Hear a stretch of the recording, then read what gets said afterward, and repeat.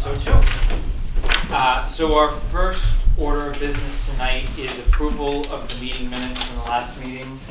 I believe all committee members received them. I hand wrote my changes for John, seeing as he graciously offered to step in for our first meeting as a new committee. The substance of my comments are really just moving the committee charge to an attachment, redacting the committee members that hadn't been sworn in, that were not voting and participating in the meeting, and just a few wordsmith edits. I don't know if anyone else had a chance to review them and had any other edits, or if you want to, if anyone wants to make a motion subject to the edits that I noted. I'll make a motion that we accept the minutes as just corrected. Seconded by John. Any further discussion? All right, all those in favor? All right. Next item was an update on the to-dos from the 6/15 of 2017 meeting. I think we're going to have a significant amount of to-dos coming out of each meeting.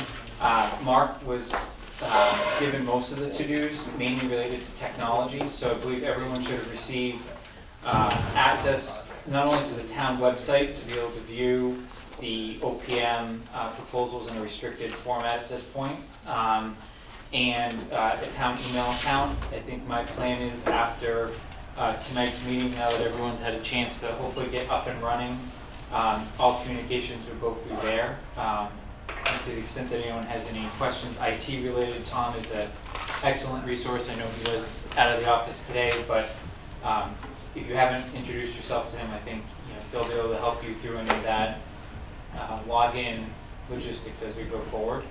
Are there any questions on any of the technology that you want to address? The other item that we talked a little bit about was getting with the school committee sooner rather than later to discuss what they plan to do from a Woodward perspective. I have been in contact with the new chair, Jerry, and he will be coming to the beginning of our meeting on Monday night. It's going to be a 15-minute discussion, but I wanted to get it in there before we let time continue to lapse, because I think they need to start thinking about what, if anything, they want to do so that we can integrate plans if needed down the road. So I posted with the town clerk today a revised agenda, start at 6 o'clock, 15 minutes with the school committee representative, then we'll roll into the 3 OPM interviews, 6:15, 7 o'clock, 7:45. Every group will be given 45 minutes. Jason, that's at the townhouse? Townhouse. Okay. And it will be recorded. So those were the updates from the last meeting. I think we'll make kind of a little tracker probably in the minutes going forward and be able to kind of check them off as we go. Is there anything anyone had outstanding from the last meeting other than your homework that you wanted to discuss? No. Check.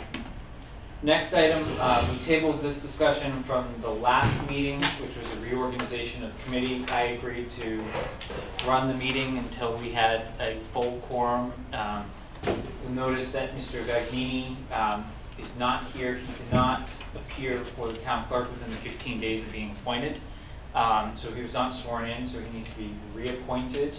So the board is having a quick administrative meeting tomorrow morning. We're going to reappoint him. This will be the third time, the original time, and this will be the second reappointment. If he doesn't get sworn in the next 15 days after that, I just, we've tried to contact him. There's been no response. So we'll try one more time. So my thought on this particular item is, given that we do expect all 7 members to be here tonight, I'm just going to table this item on the agenda until we at least see if the other 2 show up. I would like this to be a unanimous decision and consent to the committee.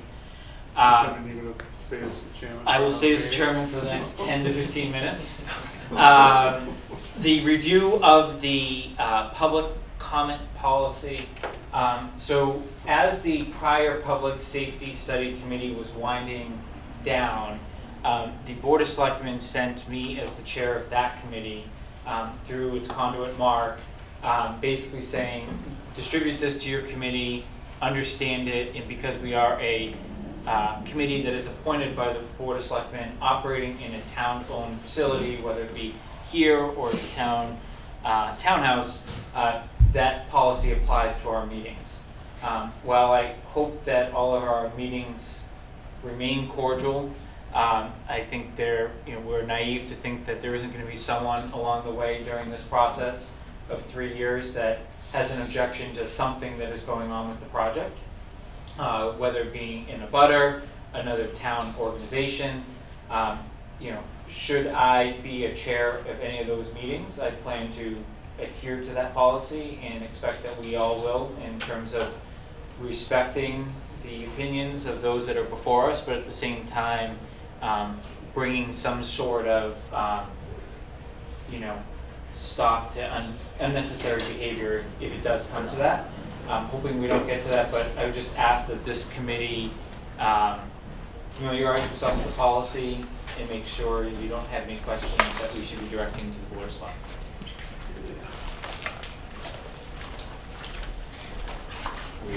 Any questions or comments on the public comment policy? The next item was review of the conservation restriction draft and provide comments to the Board of Selectmen. This is a legal document. We were given an opportunity as a committee to provide comments. I believe comments are due by the 10th mark. I don't know if anyone in particular here had any comments they wanted to put forward from our committee, or if you wanted to redline any versions to Mark for him to review with town council. I think my general comment, and I think it was covered in here and it's been articulated many times, is public safety siting comes first. And if we have to move the facility, we need the ability to site the facility and design the facility the appropriate way and not be constricted by the conservation restriction, but at the same time honoring that general area of the site that we all, were up there presenting on. I don't know if there was any other items that anyone wanted to throw out there. I only have one comment about how do we build a clubhouse, or how do we site the clubhouse with this and with our project? Because when we say public safety, I don't think that includes the golf course clubhouse, unless it does.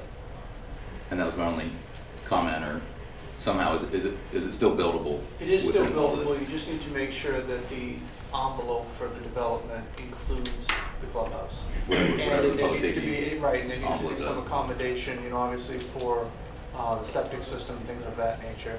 So those things all need to be addressed in conservation restriction to make sure that there's not going to cause us any issues down the road. Yeah, because this mentions 55 acres, so does that restrict us to only 5 acres? I mean, is there a gray line in here? Thereabouts. Yeah. Yeah, thereabouts, so.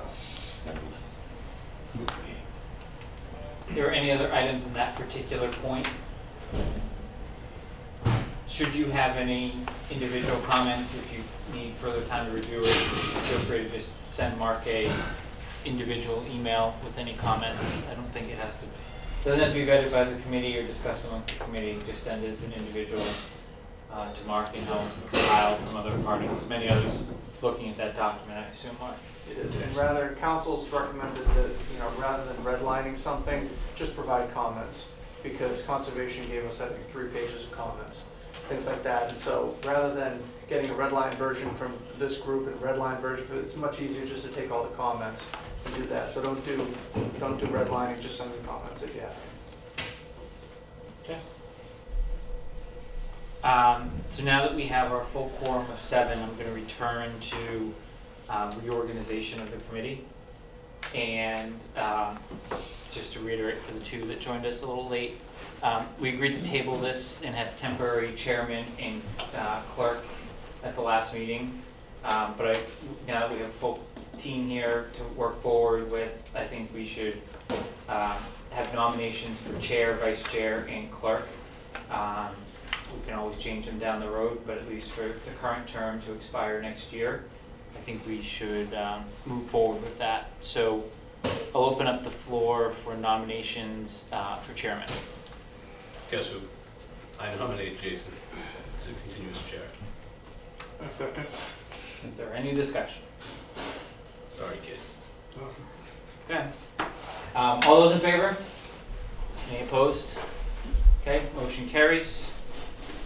Vice chair. Are there any nominations for vice chair? Nominate Peter Goodney. Second that. Okay. Is there any discussion or any other parties that would be interested in serving as vice chair? Peter, you interested in serving as vice chair? Be my pleasure. Okay. Is there any further discussion of that matter? No. All right. All those in favor?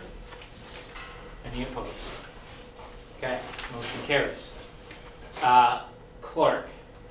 I will reiterate what I said at the last meeting, just for the benefit of John Lyons. He served as the clerk for 3 years and was a original founding member of the Public Safety Committee.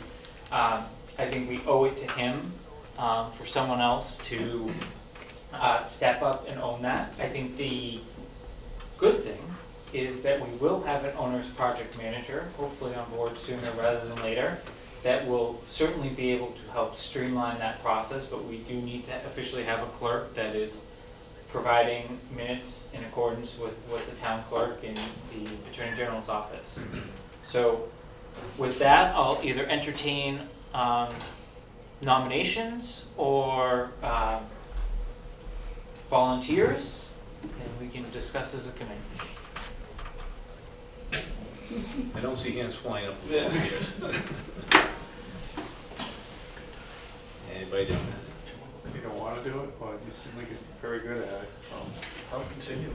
I don't think anybody's not eager to. If you don't want to do it, I can split it with you.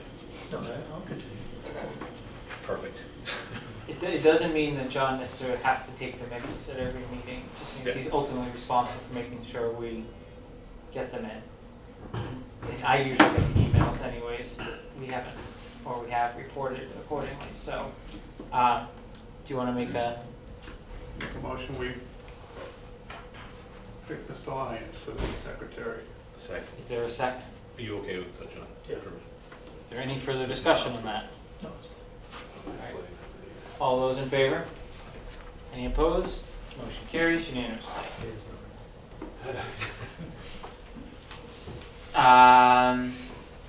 Next item, update on the special act legislation public hearing. So Chief Paulus, Selectman Shea are here. They were at the State House last week. I don't know if either one of you just want to provide a general update on the hearing, anything you learned on timeline, and where we think we're going with this, and if we have any estimate of when the deal may actually close from a land perspective. They nodded their head and they smiled, so. They asked one question about golf. It was, we were there, 5 minutes maybe, tops? Kept it, fortunately, they got us through quickly. There was a huge, huge crowd in the room. But they recognized Carolyn Dykema, called her up right away, so we got in and out of there pretty quickly. There is one additional vote that the Board of Selectmen has to take, and we have, is that on tomorrow? Yeah, you want me to take it? Go From ahead. here? So, the legislature, I think, we've told Carolyn that we cannot consummate the land deal with St. Mark's until the special act is passed. And normally, these special acts take better part of 6 months. Town meeting votes them in April. We see something between Thanksgiving and Christmas at the earliest. And we have tried to make a push through Carolyn's office to get this done before they go on summer break. And normally, the legislature will only entertain things in this period before summer break if there's no opposition. And this is obviously one of those things. So David Melly in Carolyn's office, he's excellent. He's been working with House Counsel and with the committee to try and get this all set. He sent some changes to the town and said, here are some changes the town, that House Counsel is going to want to make. Let's streamline this now. If the selectmen can approve these, that would be great. There was a couple of items in there with 30B sections that we were going to still have to comply with, one of which was fairly problematic because it required the town, if we determined we didn't have to put this out to bid because it was a unique transaction, which we all agree it is, and it would be of no benefit to the town, then we would need to put a write-up in the central register to that extent and the affected parties for 30 days, and then after the 30-day notice period expired, we could then enter into an agreement to purchase the land. Well, the board already entered into agreement back in March. So my conversation with David Melly was, you've got to help us with this. This language can't stay in. He went back to the committee, went back to House Counsel. They agreed that the process had been extremely public, the documents have been extremely public, and they took all that 30B language requirement out. Okay, so tomorrow morning will be a very easy vote for the board. They'll ratify the language. We'll get that back to the committee, and hopefully the committee is going to move this through, and fingers crossed they can get this done, before they take their summer break. So that's the hope, and then, so sometime probably in the next 90 days, if all that comes to fruition, the town could be closing on the deal with St. Mark's, so we could own a golf course. Okay. So Carolyn did impress upon me when I was there that before it could go further in the State House, that Right. vote needed to be taken by the Board of Selectmen. So we scheduled a meeting for tomorrow for it to happen. So with that in place, that should give all the information that the legislature needs to do their thing. So. Okay. Any questions on that, okay? All right. Moving forward, you think this is going to be the fastest meeting possible until the next item, right? I'm sorry, Jason, I do apologize. How long is their summer break? Is that- They come back probably about, it's almost like school, so they'll be back sometime in September. Right now, it's not inhibiting any progress that we're having, but It's not it inhibiting could anything at start this point, to. but if you get the OPM on board, you get the architect, and, it'd be nice, it'd be easier for us to own the property, at that point. So yes, no, it's not causing us any grief right now, but I think that, both sides are anxious to close on it, but the special act has to be in place first. Understood. Okay. Thank you. Thank you.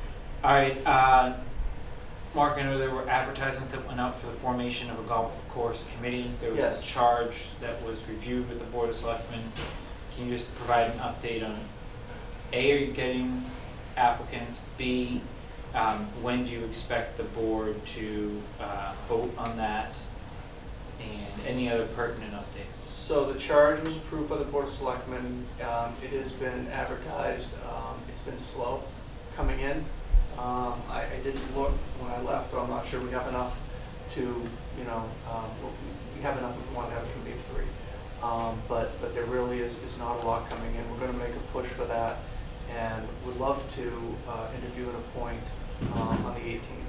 Obviously, there's some things that need to be taken care of, including, continuity with any maintenance, things of that nature, because you don't want to go through a winter cycle and end up coming back and you've lost your greens and everything. So we need to take a look at those things sooner rather than later. I think the selectmen, if, assuming we have candidates and everything, suitable candidates, they'd like to appoint me.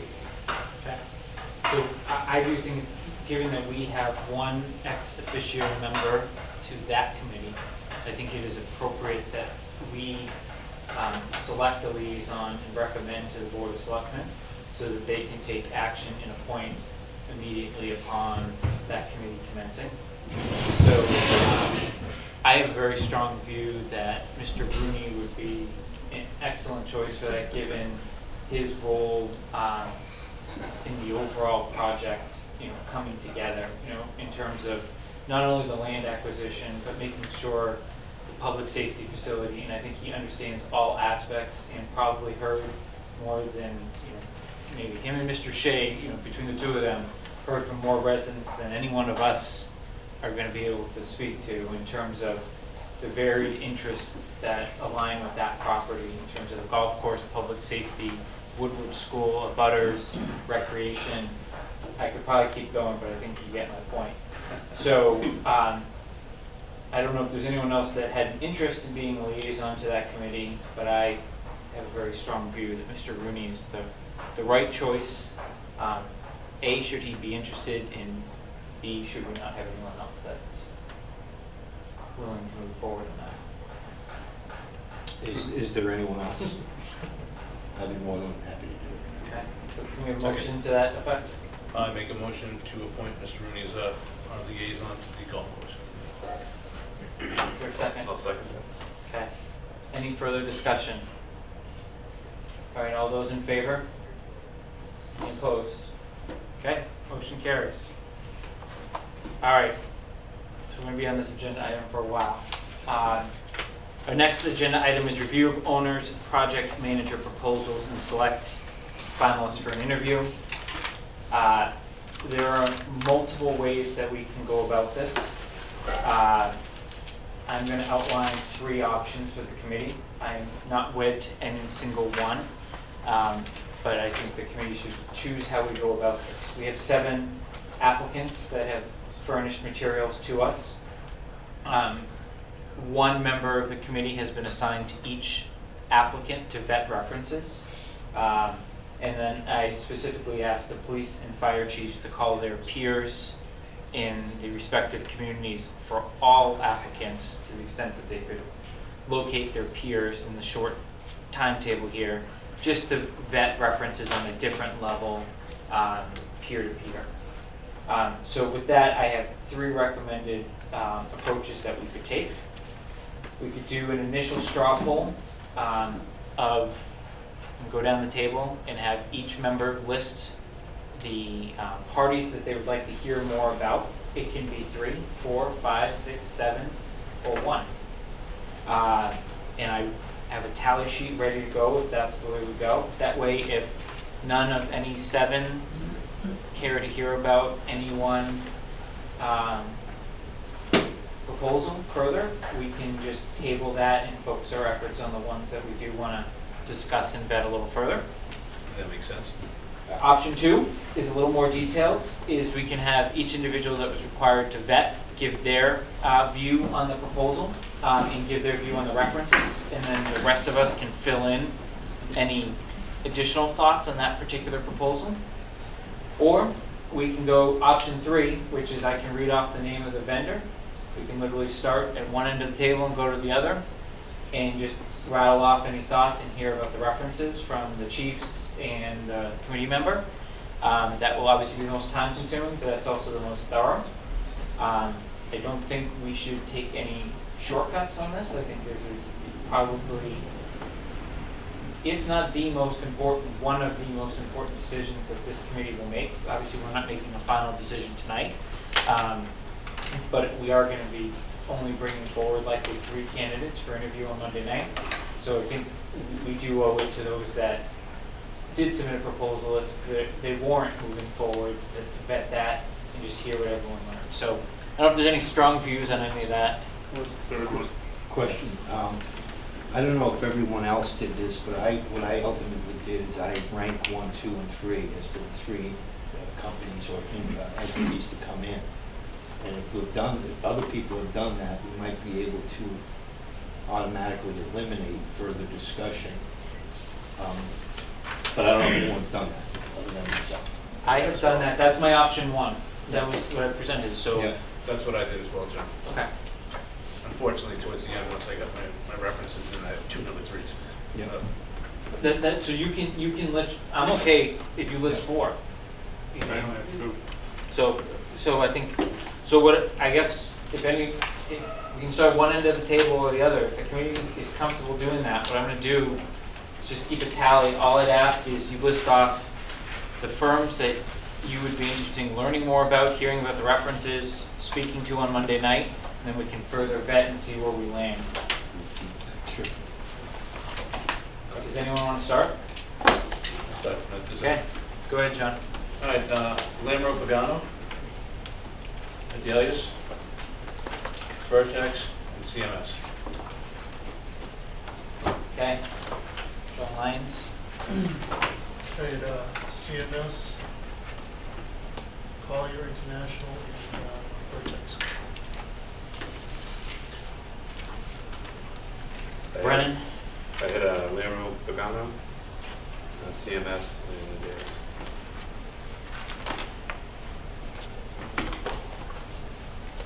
I had Adelius, or they also refer to as DPI, Lamar Pagano, and Vertex. I had Pagano as number 1, Adelius is number 2, and I couldn't make my mind up on number 3.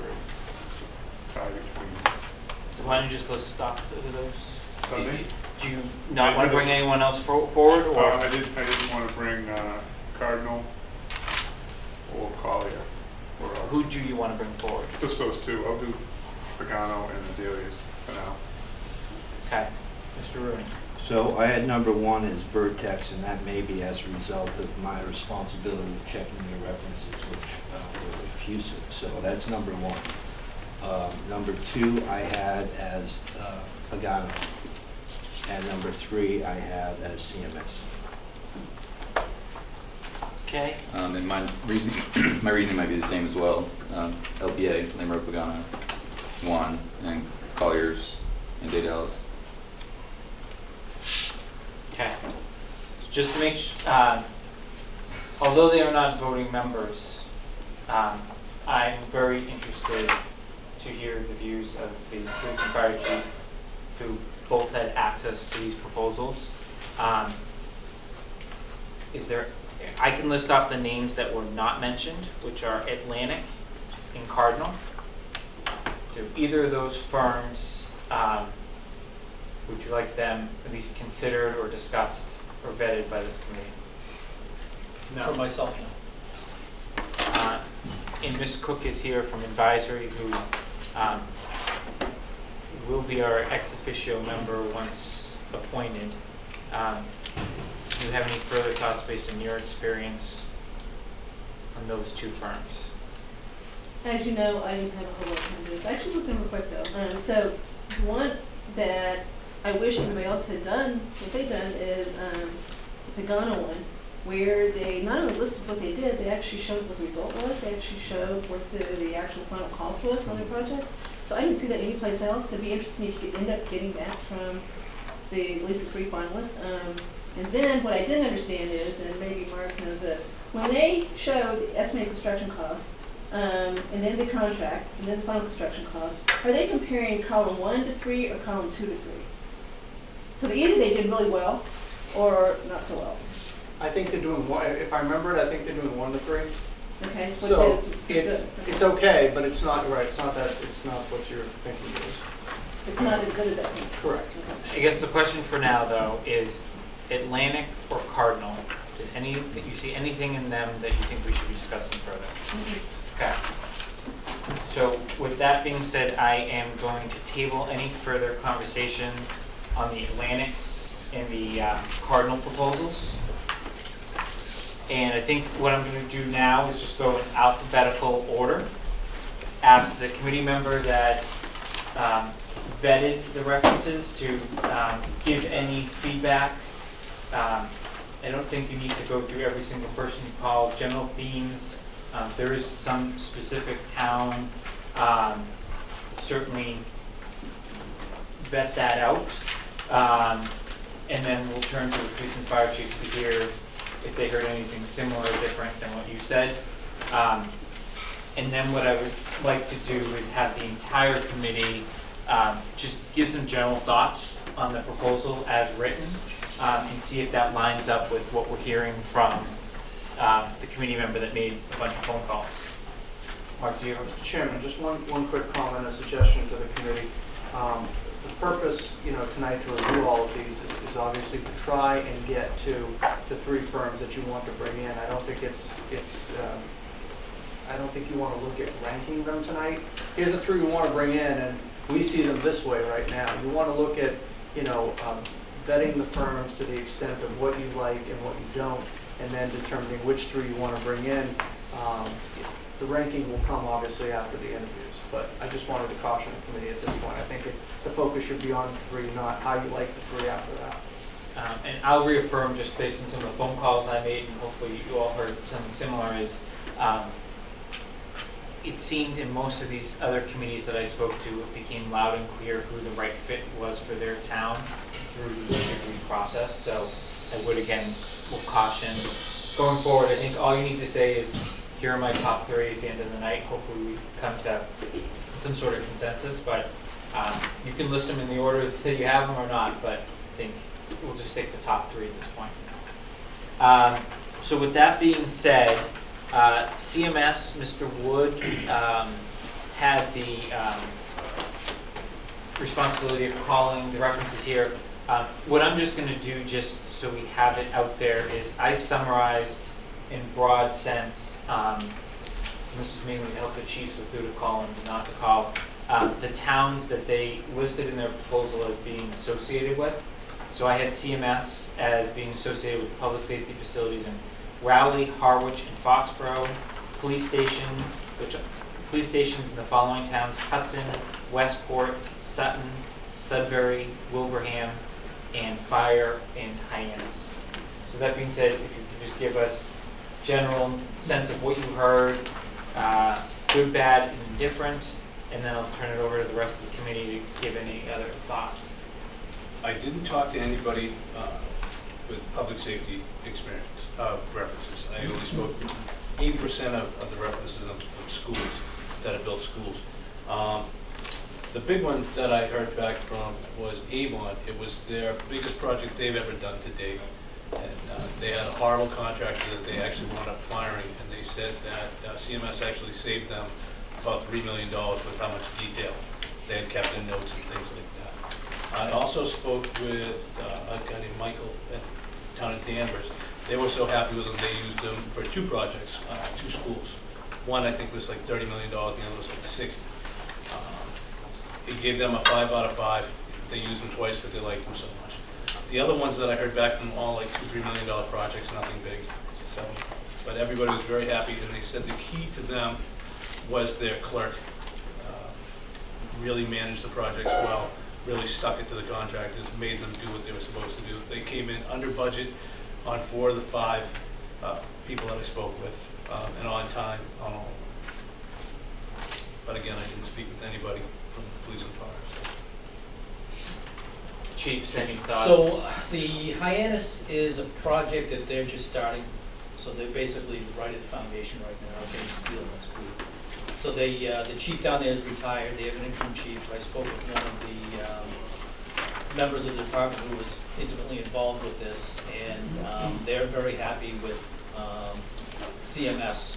They basically brought the OPM in very early, so they did a lot of the public outreach, attended a lot of the town meetings because it was kind of a contentious project. So they did a lot of the legwork for them, and they were very happy with what they've done for them so far. There's really nothing that I can report on how they're handling the budget and costs and timetable. They're on track for completion of when they're supposed to, but again, it's in the very early stages of their project. On the police side, I spoke to Bill Baker down in Foxborough, and he actually got me in touch with a code enforcement officer down in Foxborough, Bill Casbara, who I guess was very involved in the project. And that's a combined public safety facility, and he said that the Foxborough facility came out exceptionally well. They were very happy with CMS, and I believe he said they used them on a few other projects in Foxborough. I also spoke to Hudson Chief, who was very happy with the company. They're set to open their doors in a couple of weeks. I guess there was a flooring issue with the contractor that the OPM caught, and they're trying to work through that issue. They're about $1 million on the budget. That's also that's a combined police and DPW project. A little bit odd, but that's a combined project. Also spoke to Sudbury, who's recently completed, I don't know, about a year and a half ago. The chief over there, he's very forthright in what he has to tell you about, what he thinks about somebody's performance. And he said that they had some issues with the architect, but that the CMS cited Neil Joyce, who was on a couple of other projects, was able to tactically maneuver around with the architect to get any issues that they needed ironed out. So they were also, very happy. 5 out of 5 stars. Okay. Just looking at a few of the other ones, Sutton is just kind of, maybe where we were 6 months, a year ago, so that's a project that hasn't come to fruition yet. A few of the other ones were older. Okay, so just, I think what I'll do is, Wood, Rooney, Berry, and Lyons were the ones that mentioned CMS. So I think maybe just, if anything hadn't been said or articulated yet, any other things that stood out to you of why you think they should be considered for an interview? I like the local, right in Marlboro. So they were pretty good. I called them because I had some computer issues, and they got right back to me. I was pretty impressed a couple of times. They followed up to make sure that I was impressed. John No, Lyons? same thing, I'm impressed. I talked to the Sudbury chief way back, and nothing but accolades going to come. Yeah, local, and seems like they had a lot of experience in police and fire buildings and with higher dollar amounts. Mr. Rooney? So the reason that I thought they should be brought in is pretty much summarized in the second page of their letter. I tried to extract out what wasn't boilerplate and what was really something specific to our project. But you'll see in the second full paragraph, they understand three things. First, they consider themselves an executive extension of the building committee. So they really understand what their role is, and they come in that regard. Second, that project management services is the only source of revenue for them. So this is what they do full time. And the third thing that I thought was incredibly important, they stress continuity of personnel for the project. So I thought those three things were very important. I thought they tailored their presentation to us. The only, I guess, negative thought I have is that if you look on their first page, it appears they've only done one combined police fire, and that's Rowley, as opposed to some of the others. And that would be the only, I guess, source of potential mild indigestion in terms of their experience in doing a combined facility. Is that right? Foxborough. They did Foxborough. They don't list it. They don't list that, They don't that's list why. Somewhere in the proposal I had, they did Rowley, Harwich, and Foxborough. I know some, Is everyone. Foxborough done? Yeah. Yeah. So these are Like the 10 ones they're years currently ago. working on. Foxborough's They listed it, Yeah. John, they did list it on the reference, it's separate, it's under the high school, it says Foxborough High School, Foxborough Public Safety Complex for the town of Foxborough on, Maybe I missed that. Where's that, John? it's on their actual reference sheet.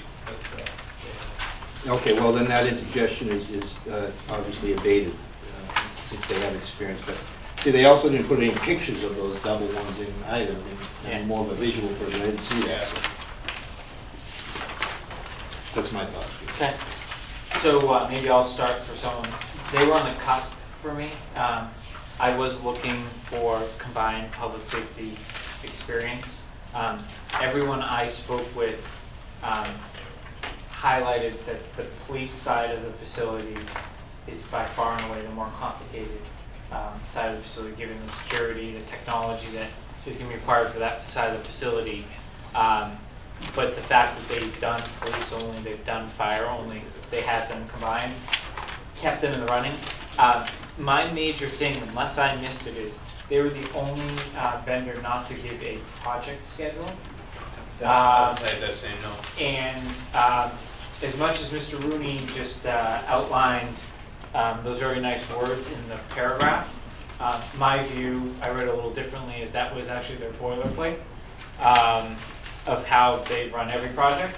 And I found the proposal to be more boilerplate and not specific to Southborough. And I think when you hear some of my yeses, you'll hear that people did some research. We have a lot of public documentation that a lot of us put a lot of time into. Shame on someone that's trying to win a decent sized contract. I just didn't see it here.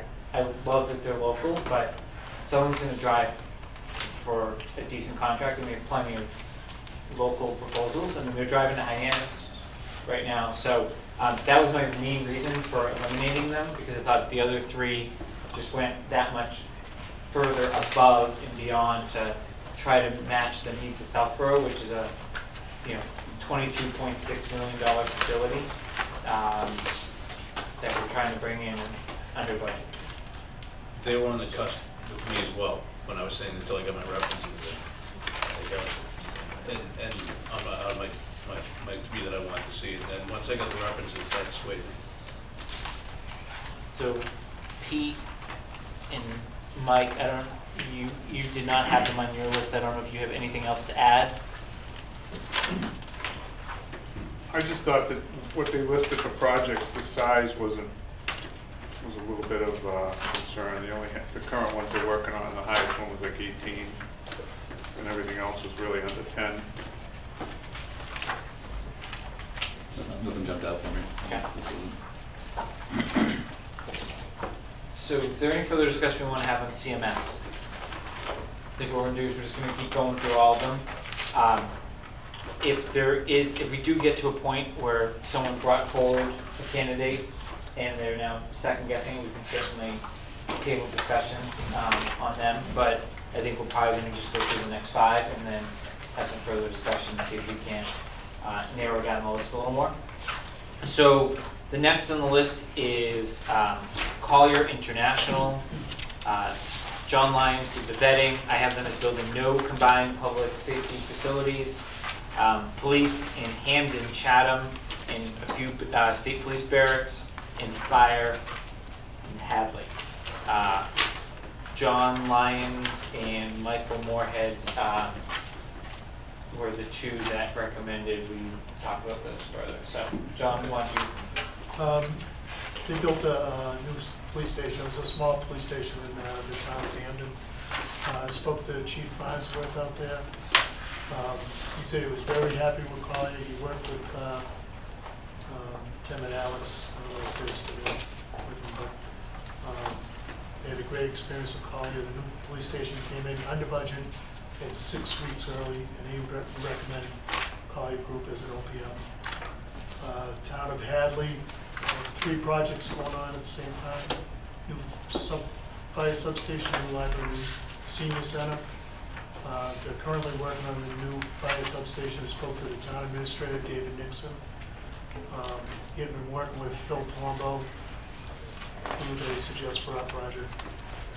He said he's very accurate and he has the best price estimates of all projects that Mr. Nixon has worked on.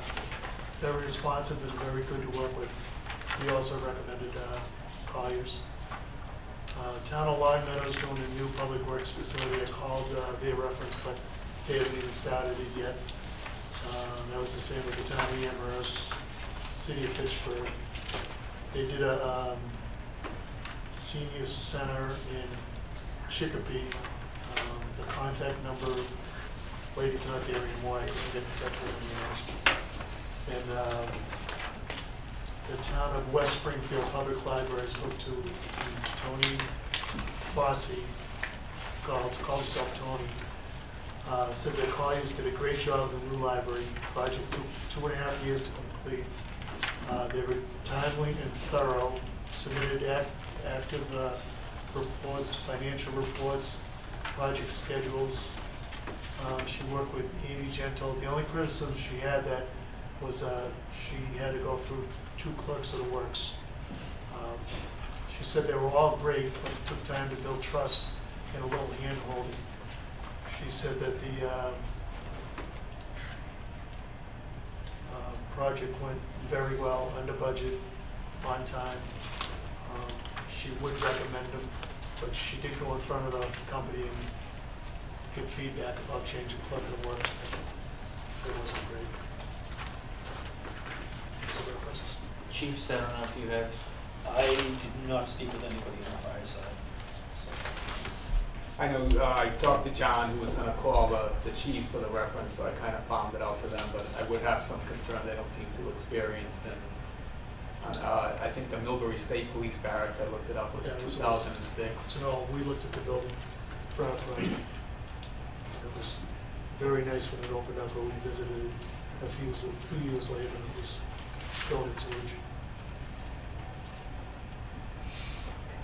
Yeah, the substation's a small station. there was 5 of us that had not chosen to bring them forward. I share the police chief's concern about, you just look at the number of projects they have compared to some of the other proposals. And my other concern I had was in their project schedule, they didn't have us breaking ground for till September of 2018, which just seemed awfully extended, and I'm not sure what we're going to be doing for the next 15 months, given how far along we are. We certainly have a ton of work in front of us, so that was just a little concerning. And similar to CMS, I thought the proposal was a little off the shelf, didn't really show much research about a project of this size. I don't know if any of the other committee members have anything else they want to add on to any of that. My only comment is that it seems like they're more school-oriented, at least in the current work week. Not necessarily a negative thing, but it's not someone that I want breaking new ground here in Southborough. Any further discussion on Collier? Dedalus, might be pronouncing it incorrectly, but most people that I spoke to called them DPI. They've built or are involved with building of public safety facilities in Medfield, Sharon, and New Bedford, police stations in Salisbury, Bellingham, Whitman, Monson, West Tisbury, fire stations, Oaks Bluff, Carver, Belmont, which is a renovation, Maynard's currently going through feasibility with them, and Franklin. On this one, myself, Wood, Goodney, Moorhead, and Barry all recommended bringing them through. I basically had a few conversations, but I'll highlight them. I focused on Sharon and Medfield. The reason I focused on Sharon and Medfield is they are building slightly larger public safety facilities than what we are proposing to build in Southborough. So to me, they have probably the best experience in terms of building a combined public safety facility in a towns that are slightly larger than ours, but interestingly enough, have less staff. Right, so those were a lot of our comparables when we were talking to town meeting about how do we size up against other towns. Those were names that came up. So in Sharon, I spoke to the chair of their building committee. This was the 5th or 6th time, he couldn't remember, that they had used DPI for a town building project, both school and public safety related. They came in under budget. The only change orders they had were related to technology and not properly scoping it out ahead of time. They do not attribute that to DPI, but more their lack of foresight in getting a technology consultant engaged early on. So I think that was a great lesson for us so that we don't make that mistake, regardless of who we go with. And then I talked to the town administrator in Medfield, who have recently moved into their combined facility. Likewise, they've used DPI on multiple projects, had great success. The key message that continues to resonate with me with the phone calls that I made was not necessarily always just the firm that you're hiring, it's the people that you're hiring. And you know, some of the names that were referenced during those conversations were the same names that were referenced in the proposal package that we received. So those are kind of how the references checked out, at least from the non-police and fire chief. I don't know, chiefs, if you had a chance to talk to chiefs in those towns. On the fire side, I did, yeah. Yeah. So I spoke with Carver, and they were very happy with the Dedalus. When they were doing their project, it was strictly a fire station. It's about a 22,000 square foot building. What they did is they went out and toured different facilities, and they basically took the common OPMs for a lot of the projects they looked at, and the architects as well. And Dedalus was one that seemed to have a very good, solid facility that they built on the stations that they toured. So that's how they came about with them. They came in under budget, and there was just a slight delay in the opening. So they were ballpark right on their target for opening the building. So they were very pleased with them. They visited Franklin as well, and the feedback from, and one of the reasons why they went with them was the feedback from Franklin was very good as well, this company. I spoke to the chief of Maynard as well, and they're basically, it's kind of ironic because they're going through basically the same process that we've gone through and for the past 10 years, and it's strictly a fire station. Originally it was going to be a public safety building, but they're right now in the feasibility stage. They haven't purchased the land yet, although they do have the land. So there was 6 companies that they interviewed over there, and Padilla stood out as being more experienced than the other companies, and they were very good on the cost estimating side of it. So that's the reason why they went with them, and they were very well. And I'll let the chief talk about Sharon, because he spoke with the chief down there. Left a message for the chief in Medfield, he's on vacation. Spoke to the chief in Bellingham, he's also very forthright. Said that they were very good, no complaints at all. Project came in on time, under budget. Spoke to chief in Salisbury, who's I've gotten to know. He's a very sharp guy, and again, you'll get an honest opinion out of him. He said they highly recommend the company, especially the person that he worked with, and Alicia Monks, who was the lead on the project over there.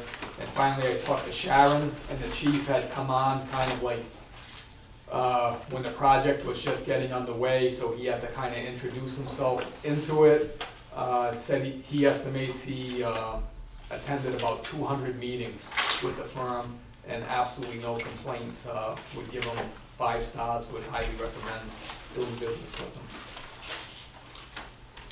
Okay. And a few things I forgot to mention when I was just going through the references, but just from the actual write-up, in case folks missed it, their project manager spent some time in Southborough, going to school, and just I think that just helps just from a potential understanding what a small town feel is like. Not to say that the other firms don't have that. And their senior project manager wrote the current state building code. I couldn't ignore that, and I think that is incredibly important when you talk about that this project is going to have to go through all the inspectional boards in this town, which could potentially be a headache at some point in time. Someone that understands the building code maybe will just catch it that much quicker. I just thought that that was a tremendous advantage that they have in terms of their team. The only concern I had, and even though I'm bringing them forward, I think this is a question for interview, is they have us breaking ground, unless I misread it, in July 2019, not 18, 2019, which is an absolute non-starter. I'm hoping that it's just once they get more information on the project, should they stand firm to that in an interview, I will be the first to say that that's a non-starter in my book. But I guess why don't we just open it up to, are there any of the others, Wood, Goodney, Barry, and Moorhead, any other positives or things that that haven't been mentioned of why you brought them forward? I think they interviewed or submitted for the first safety study round, and I think that we all kind of, I think I liked them back then. So I think that they've been watching us or had an eye on what we're doing with this here. I was not a member of the committee at that time, so seeing some puzzled faces from those that were. A long time ago. Yeah. I'm always willing to be wrong, right? No, you're very well. But I think they've been watching us at least. Keep an eye on it. Lyons and Rooney, Any thoughts of why you didn't bring them forward? I hit on the July 2019, and then I looked at his cover letter, and if you look at his cover letter, it almost serves to explain why it's July of 2019. The person who's going to be in charge of this one is currently serving as the project director for the Salisbury Police Station, the Middleborough Police Station, the Martha's Vineyards Airport Aircraft and Rescue Firefighting Facility, and the South Public Safety Center in New Bedford. So I think that was a tremendous workload. And that's why I take those two items together. And that was the non-starter for me, was July 23. Don't they realize that's a deal breaker? I mean, It wasn't seriously. me. Yeah. Can be, Yeah. they have too much It work. will. Does One need to of be the, one of the true. critical things from the committee was the ability to start, you know, right away. And you notice that most of the proposals did indicate, you know, that the team was ready to go tomorrow, type of thing. But that's a huge. And my only other comment, Jason, and it relates to that, is that when we hire this firm, we want to make sure that we are their most important client.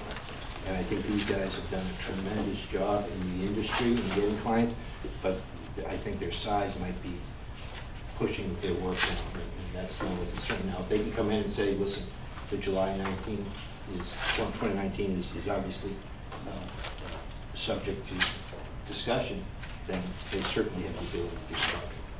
But if you can't get the people that Right. you know, we're going to give you the B team and start it on time. Yeah. You defeated the purpose. I mean, if you look at, these are the public safety facilities that they're gonna be working on at the same time. We are about twice the size of any of those facilities.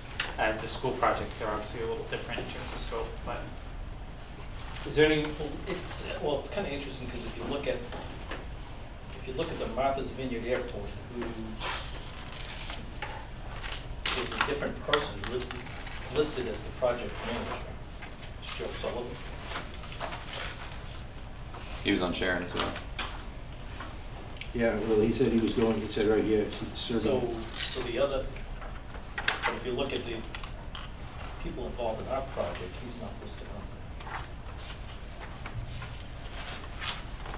Yeah, because he says he'll serve as the project director for us, and then he talks about being the project director for the ones that I mentioned, so maybe there's perhaps. So that brings up a good point, though.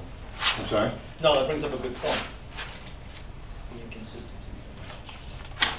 I think there were multiple proposals that had kind of inconsistencies Yeah, right. between Yeah. the charts in No, the back I and know, the yeah. form letters. Yeah. The thing that really stood out to me is Alyssa Monk's time commitment, 30%. Yeah. They listed at the top, and, you know, they don't list the clerk of the works, and clerk of the works is gonna be 100%. And I would say a project manager, 75%. The only other thing, I'm sorry. I No, meant go to ahead, mention this is important. Is if you look at their personnel, in terms of their senior personnel, there's Mr. Marks, who's been there, I guess, from the get-go, and the other two senior people, one has been there 1 year and the other has been there 2 years. And then you have a cost estimator who's been there for 21 years. Again, that could be a result of a number of different things, but that was just one other issue that I had. The references I spoke to, Mr. Marks is the president, and the chair of the Sharon Building Committee said that what he signs up to do, if you ask him to be heavily involved in the design phase, if he signs up and says he can do that, he actually has followed through. They've had varying levels of degree of involvement throughout their 5 to 6 projects that they referenced. So I thought that was interesting. He said, well, if you don't negotiate it, you know, it's silly on you and you're not going to get it. But if they actually did promise something, it was delivered. I think one of the things we're going to start to see as we kind of keep going, right, is they are a project management shop versus we do have some firms that do architectural services and project management. I think that will be kind of a discussion, right? This is their core competency. Any further conversation on DPI?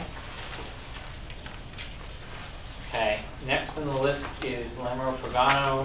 The only one that did not have them is John Lyons. They, most notably from a public safety perspective, had the Holden Public Safety Facility about 7 years ago, and, or in Brimfield, which was more of an expansion as opposed to new. Mike, you were in charge of validating references. Any feedback? I called, I got 3 people. I got the guy from Bolton, and then 2 that are doing schools, or school and library edition. But I did talk to Chris Casey from Holden, and he's been on the committee quite a few times, and they've worked with the LPA quite a few times, 3 times on schools. They did the public safety and I think a couple others. So they did public safety back in 2010.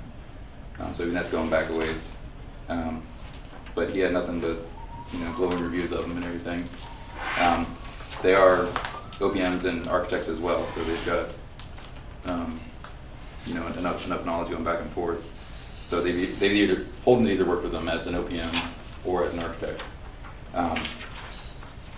But he had one good story about, I think, the public safety building. All the residents in town knew that they've been dumping plenty of bad soil there on the building site that they were going to build on. So these guys listened to him and heard that, and so somewhere in the spec they wrote in that they would have a good price for up to, say, 100,000 cubic feet of bad soil, and then over that they couldn't be charged for any X amount of dollars per ton to be removed. And to get rid of dirt's pretty big deal and pretty expensive. I don't know if we're gonna have a problem, but at least it was an example of a creative thing that they heard and listened to and got into the project. Another guy that's working with them, public library, he says it's a small job, but everything's going great, and they're working out well. Another guy that's back being the town administrator,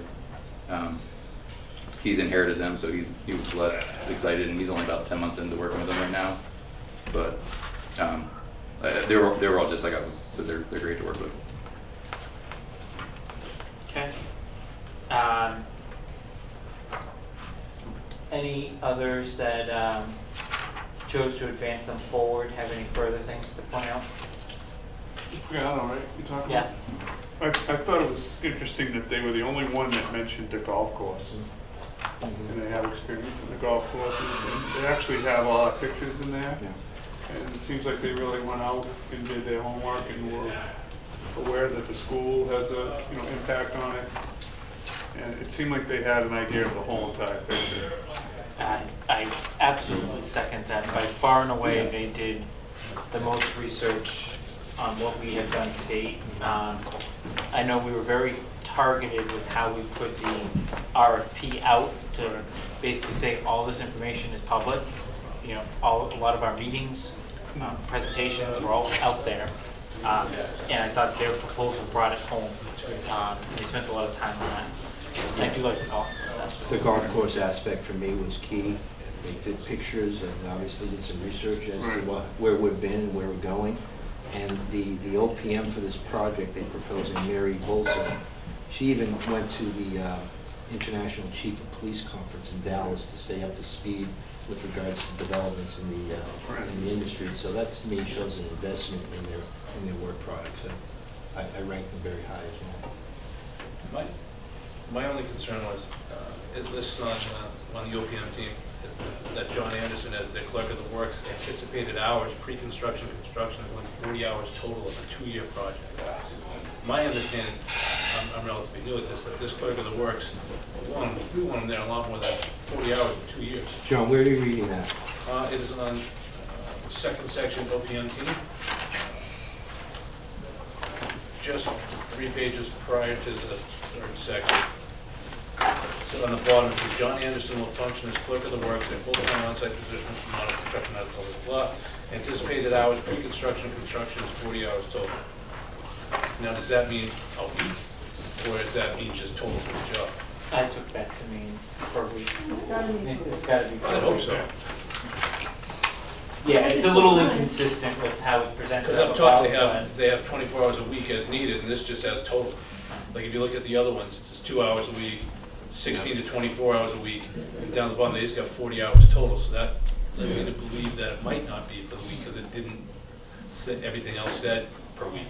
Mark can correct me if I'm wrong, but just because we hire an OPM team doesn't mean that we're hiring necessarily the clerk of the works. That's part of the package, right? Like in terms of. One of the things, and I talked briefly with Jason about this week, is, you're gonna need to determine the company that you want to move forward with. And then, once you determine that and the selectmen ratify that decision, you then need to have a contract with that, with the OPM for services. And, there'll be, I assume a base fee, which will, whatever that includes, and then there'll be other items and other services that they can provide, and there'll be costs associated with those. You need to determine, is this something you want to do under the OPM? Is this something that you just want to go out and get on your own, or do other than through the OPM? So that's going to probably be the toughest part for the committee after you get past this piece. It is weird, the hours. John Anderson, they say he's full-time, but 40 hours, so, and the one above it shouldn't, I don't think that is 20, 30 hours a week. I think it really is maybe 20, 30 hours. So. But you see how the other ones say Yeah, slash something per does- week and that one something does look doesn't. weird there, the way they wrote that. Yeah. And what I've heard is that the clerk of the works is pretty important. Yeah. It's it, right there in the narrative, they say he's full-time, so they agree he's Yeah. full-time. Full-time on-site position. Yeah. That's what the interview. I think the other thing that caught my eye, and I sort of touched on this, is they're an architectural firm, right? It seems like that's where they got their beginnings. Those of us that have been sitting up here for a couple of years know that we have a schematic design, but whoever the firm is that helps us build the final design and takes that through the permitting process, et cetera, there certainly may be some tweaks that need to occur for many different reasons. I think this gives you an option to kind of have a second set of eyes on that part. We've had a lot of discussions about building over apparatus bays and up and down. It gives you another, I think, accountability threshold to the community, saying, we're not just relying on one person and taking their word at face value. I think it just gives you another vetting process and just another set of ideas at the table that I think that's the difference between if you go with a standalone OPM firm. It's nothing to do with Lane or Pagano. It's just someone with architectural experience versus more of a traditional, I'll call it OPM shop. John, you did not have lines. You did not have them. I don't know if there's anything that stood out to you that we should. No, I mean, we had the same OPM and the clerk of the works of the same company, and then they were checking the architect. And then we had a permanent building committee that had architects on the board, so they were constantly checking it, so there was a lot of checks and balances. I guess what I was referring to is you did not have them advanced. Oh, yeah. Sorry. I'm sorry. Is there anything that hasn't been said that? No, it's just, I was just concerned about the commitment. I mean, my thought is, I think everyone's raised some very valid concerns. A lot of these will be fleshed out in an interview as we go through it. Any further conversation? We didn't come to you guys, sorry. No, I mean, I don't really have much other than, in speaking with the Holden chief previously, they were very pleased with the project and obviously came in much under budget, so.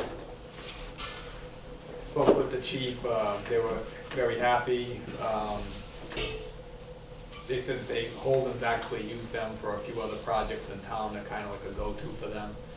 My only concern would be, it's kind of like the only police station that they've done, and it was a few years ago now. So, was it the result of a good architect and a good contractor? Or, I would just, it throws me off a little bit that, like you said, the technical aspects and how the buildings have progressed even in the last, 7, 8, 9 years, that I'd want somebody there that be able to catch everything for me. Okay. Chief, you mentioned how it came under budget, but did they attribute the coming in under budget to the OPM? Or was it because it was in 2009 when no one else was billed? That's my guess. That's what I'm just like, I did get that question, and the chief said that he brought that same point up. That, you know, was, you know, a good time to do it, a good time to do the project. any further conversation on Landmark Pagano? All right, on to Vertex, public safety facility in Barry, police in Situate, Randolph, Brookfield, fire in North Randolph, Westford, Nantucket, Marshfield, Littleton, Natick, one station. Mr. Rooney. Yeah, I mean, whenever someone gives you references, you know that they're going to be good references, otherwise they're not going to list them as references. And I had the occasion to speak with the town administrator in Situate, and she told me that it was somewhat of a difficult process because they had one OPM for their study and design part of the project with the architect that they had to get rid of. And then they hired Vertex as their second OPM. And there were not enough superlative adjectives that she could use to talk about their work product, primarily their interaction with the town, their interaction with the community. They were on-site, their on-site presence was fabulous. They were very responsive throughout, and she said to listen, check with Mark and Vanessa. They know who I was speaking to. She's a very hard grader. And having had the opportunity and the privilege to work with Mark and see how these things operate from the town administrator's perspective, I thought that was pretty persuasive, and that would absolutely hire them again in a heartbeat.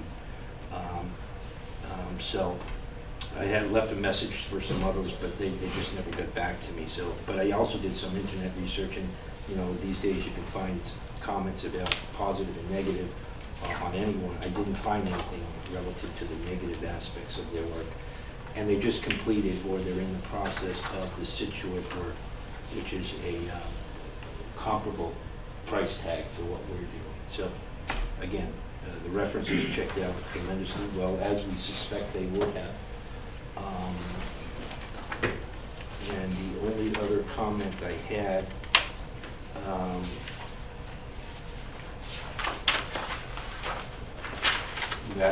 that's it, Jason. Okay. Chiefs?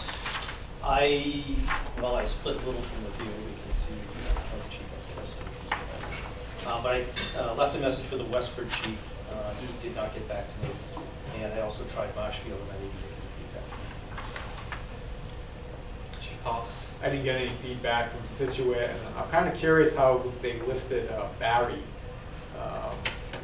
I know that that's some type of plan that's in the works, but I think it would be a very, very small facility. I think it's maybe $2 or $3 million that they get a grant from the state, and I wouldn't even picture that they might even be just in the planning stage on that. So. And like Chief Morrow said, I contacted Chief Wazinski in Littleton, having known him for 15 plus years. The interesting part of that is they're proposing using the same project manager in Littleton and Southborough. Littleton's a renovation of an existing station with a massive expansion of the back. He had nothing but accolades for both the project manager but also the clerk of the works. We were not assigned a clerk of the works. I didn't see in the proposal, which I was told who we should request. right. So it would be interesting to see if we have the same name. Yeah. If they were the, but I asked everyone I called. I was called another company, but Chief Wazinski was the first reference that was actually able to put a dollar amount of savings that they have saved with an OPM / clerk of the works. They had extensive environmental remediation at their site, and he attributes these cost savings to the OPM and the clerk of the works really being on the ball and actually watching what was coming in and out of the site and really thinks that if they weren't on the ball, they would have had change orders like, way over their budgeted costs. So he absolutely recommends that. They had no prior history with them, which I also think is important, right? If you have history with someone and you keep hiring them, that's good, but there's also, they pick them out of an interview process as well. And he did point to the fact that Westford recently hired them for their state fire dispatch. So there's a chance, right, if we select certain companies, that we may hear some additional items between now and Monday night, and it's just nature of the process in a holiday week. The only thing I had for John, based on my homework, is they referenced Nantucket.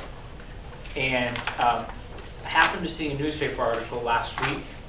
That project actually was approved at town meeting, went out to bid, came in over bid, and is now being delayed another 2 years until they can stomach going before town meeting again. So I found it interesting that they say they're serving as the OPM for the Nantucket Fire Department construction, when there's nothing being constructed. In addition, they don't have I think they got one bid, which obviously they're on island 26 miles out in the Atlantic, but that was a little concerning to me. Full transparency, I did advance them to the next round, and I think that would be an interview question that I'd like to have answered, but I don't know if you talked to anyone, because they listed bike paths on Nantucket, all sorts of other projects they had done for that I didn't go all the town. way down to Nantucket. I didn't. Okay. Yeah. Could certainly do it between now and the time they come in. I would suggest that someone, I think the Nantucket fire chief just moved back to the Cape, but I think someone should make a call over there. I can call if them. we- Yeah, to the extent they're advanced. If they're advanced, yeah. We might have to Yeah, go well, there. Yeah. I'll go down this week. Yeah. Good step. Yeah. So I had myself, John Wood, Mr. Rooney, Mr. Lyons advancing Vertex. Is there any reasons for advancing before we go on to reasons for not advancing? Well, I only gave you two Yeah. companies, and they were on the cusp for the third, so I mean, I would, after hearing the I'll put a presentation, you can put me down for Half. that. No, you can put me down for All that. right, so. full, let's do dotted lines. No math credit. So is any more of those that are in favor of advancing them in their initial before we talk through everything? All right, so. Are we only interviewing 3 for sure? Yeah, but I just want to hear from Mike and Brennan why you didn't advance them. I just didn't advance them because I thought the other 3 were a little bit better, but Okay. no, isn't negative.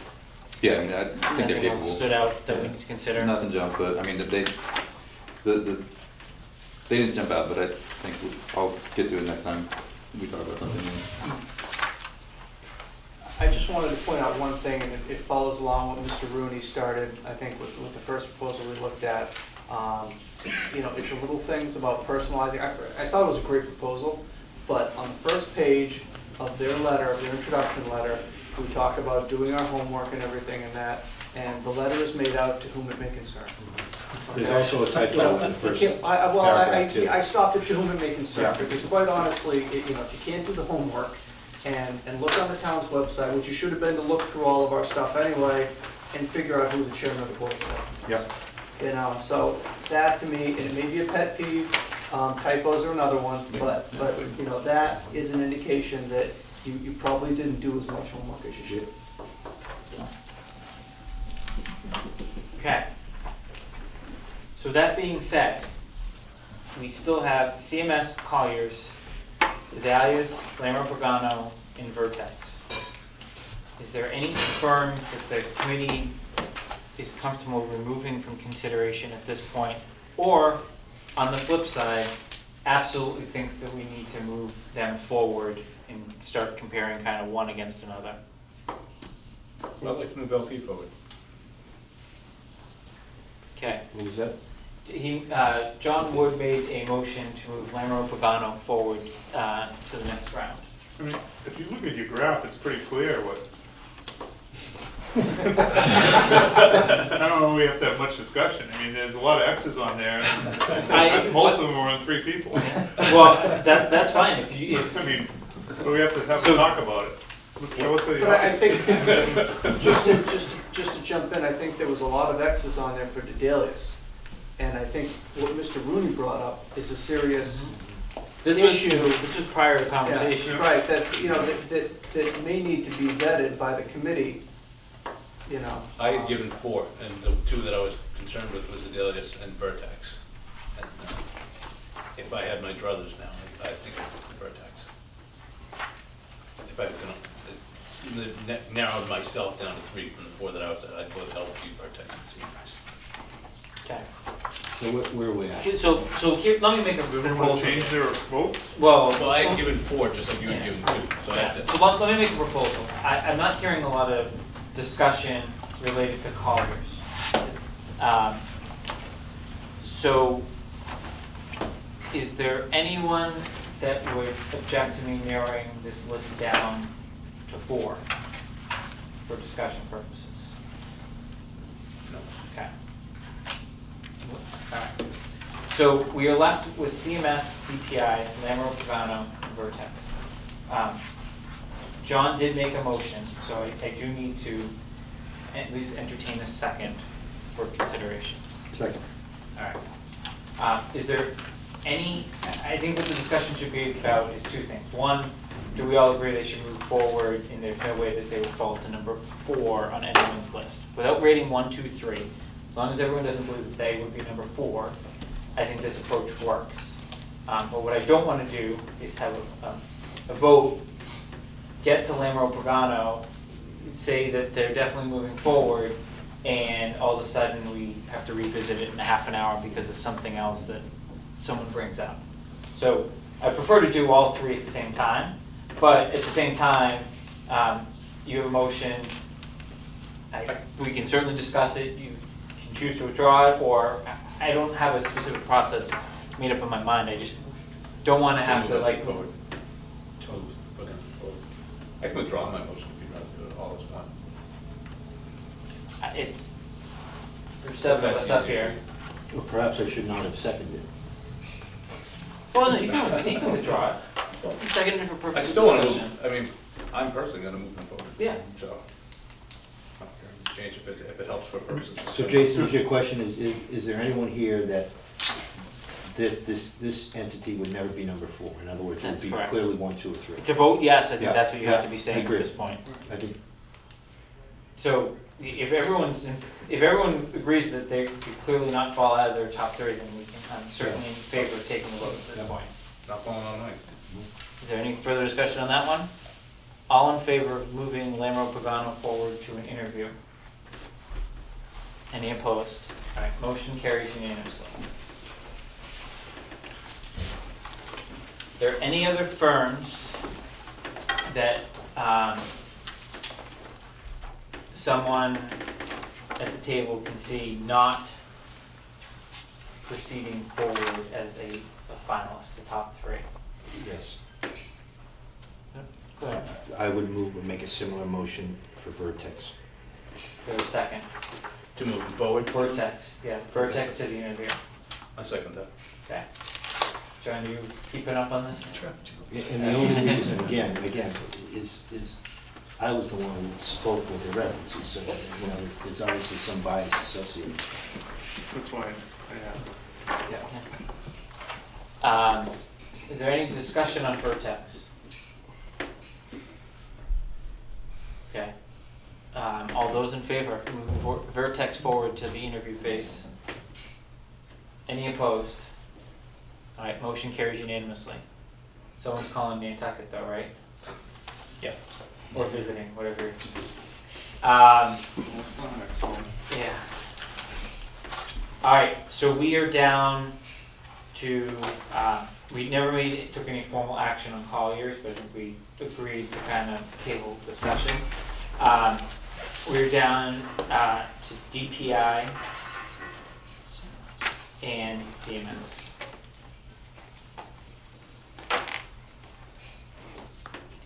I don't know if anyone wants to I wanted to do this with more, but I think since we've eliminated a few, which ones, who else got who's got combined public safety building? So between Building DPI and- and CMS, Yes, how many and which ones? DPI had Medfield, Sharon, and New Bedford. Are all combined. Yep. CMS had Rowley, Harwich, and Foxborough. Foxborough was 10 plus years ago, right, Chief? Or roughly? 7. Okay, so 7 years. I'm very concerned about the DPI, the items that Mr. Rooney pointed out and the schedule item that I pointed out. But I'm not convinced that that can't necessarily be overcome with negotiation or discussion, given the size of a project that we are and the experience that they have in this area. Of course, let's just say theoretically, if DPI were to move forward, we select them as the candidate for negotiation and something falls through as part of that scheduling. We certainly have 2 other firms in the running, and God forbid that those 2 firms fall out for another reason. I don't think it prohibits us from going back to CMS. That's kind of how I'm looking at it. Chief, you had something you wanted to point out. I was just going to make a quick suggestion that you started the meeting saying the proof will be in the interviews. Having done tons of interviews over the last 10 years or so, I'll go through applications and sort people and have an idea based on the applications. They come in for the interviews, you're totally off base, or you're totally, impressed with somebody that you had no idea would slip through. We're talking about an extra 45 minutes. Let's just bring in 4, we'll hear what they got to say. If it's patently obvious that one is we're not interested in, maybe you can cut it a little short and there's no follow-up questions and we move on, but for something so important, what's an extra 45 minutes? I agree. Can I ask one question? For those that have built stations before or in the industry, when someone indicates in their proposal a July 2019 shovel in the ground date, are they going to be just tremendously receptive to changing that and pushing it up a year when we interview them? Or in other words, how much thought has gone into that July 2019 date as part of this submission? If it's not a typo, right? That's. Well, I assume it's not. Well, it's not a typo because you can see it on the schedule. But there could be some cushioning in there too, because again, it's not known at this point whether you're going to stay with Context as the architect or whether you're going to go out and get a new architect. And if you go out and get somebody completely new, that's going to add time to the project. That's going to add time to the schedule. So maybe they're padding in order to accommodate. It I almost don't think looks- so. it I almost think looks like 15 that. months, that's too much, I think. No, it doesn't explain it all, but But wouldn't you hedge that on the other end? In other words, you put the earlier date, and then if that contingency came up, you'd have to say, well, this contingency came up, so we're not looking at this date. if I was preparing it, yeah. Yeah, no. Can I make a? I just wondered, I don't know if that's part of the... This is where procurement processes would need your Sure. assistance, Mark. I like the chief's idea, but this seems like an awfully simple phone call that you could make tomorrow. If the committee approved moving 4 forward and put Dedalius as our 4th interview on the public meeting notice, and you call them and they say, yeah, we can't put shovels in the ground until July 2019 due to staffing, then they don't show up for an interview on Make them last. and you Monday shorten it. night. Can we do that? Well, I think you commit to the interview, one way or the other. It's not like, okay, you get the interview if you answer this question correctly. Yeah, right. So you either commit to, there's a chief, but you either commit to bringing them in, and, you ask them the same 6, 7 questions you ask everybody else, no one has any follow-up, thank you very much, and that's it. So you're gonna commit, potentially 45 minutes. I don't see why you still don't ask the question, why is it July 19th, and just see what they say. You can, But but it sounds like this guy is overextended, and they're trying to tell you that, and you don't want to try to squeeze and make it work. well, they did tell you that. They told you that right in the cover letter. The only reason why I'm a little bit adamant is, I just look at their experience, so it's, you know, they spell it out on here. I mean, we're building a public safety facility, and they have, you know, probably the best resume of those projects. So that's why I'm just interested in hearing what they got to say. If it's not worthwhile, we'll move on quickly. And we only waste 45 minutes. This is the biggest project Southborough's ever done. What's 45 minutes? So does anyone have a motion to the effect of what the chief suggested then? I'll make a motion to have the fourth candidate come in. Just to confirm, we are making a motion to bring forward CMS and DPI. Okay. Yes, to confirm, I'd like to bring both CMS and DPI. Is there a second to that motion? Second. But before we vote, just one caveat, I would be against calling them and asking them about the 2019 date and then bringing them. I'd like to see their reaction when they're here. Okay. I agree. It's scheduled last. We can talk about scheduling next. Do you know what I mean? Yep, understood. All right, so Mr. Maria seconded. Is there any further discussion related to bringing in the third and fourth candidates for Monday night? Okay, all those in favor? Any opposed? All right, motion carries. All right, so I will contact them tomorrow and let them know that, you know, here are the times. And, you know, I'll pick a random order.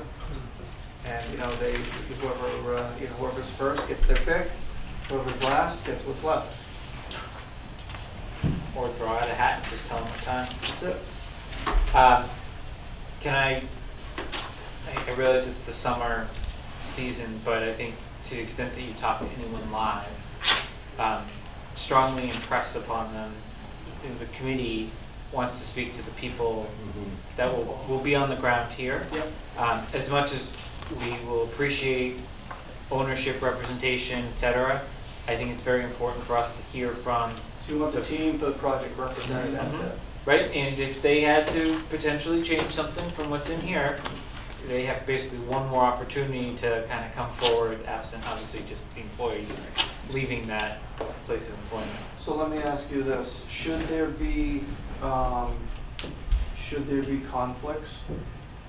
Because again, you know, we're calling them essentially 3 days, you know, less than a business day away from the interview. You know, would the committee entertain another date? I don't say it's your first option, but I'm just, put it this way, if I have an issue, I'll call you. I'll touch base with you and we can determine what you want to do from there. Yeah, I think that's, Okay. I think you don't need 100% of the team. I think you need a good representative Right. portion of that team that can speak to how it's going to work. Sure.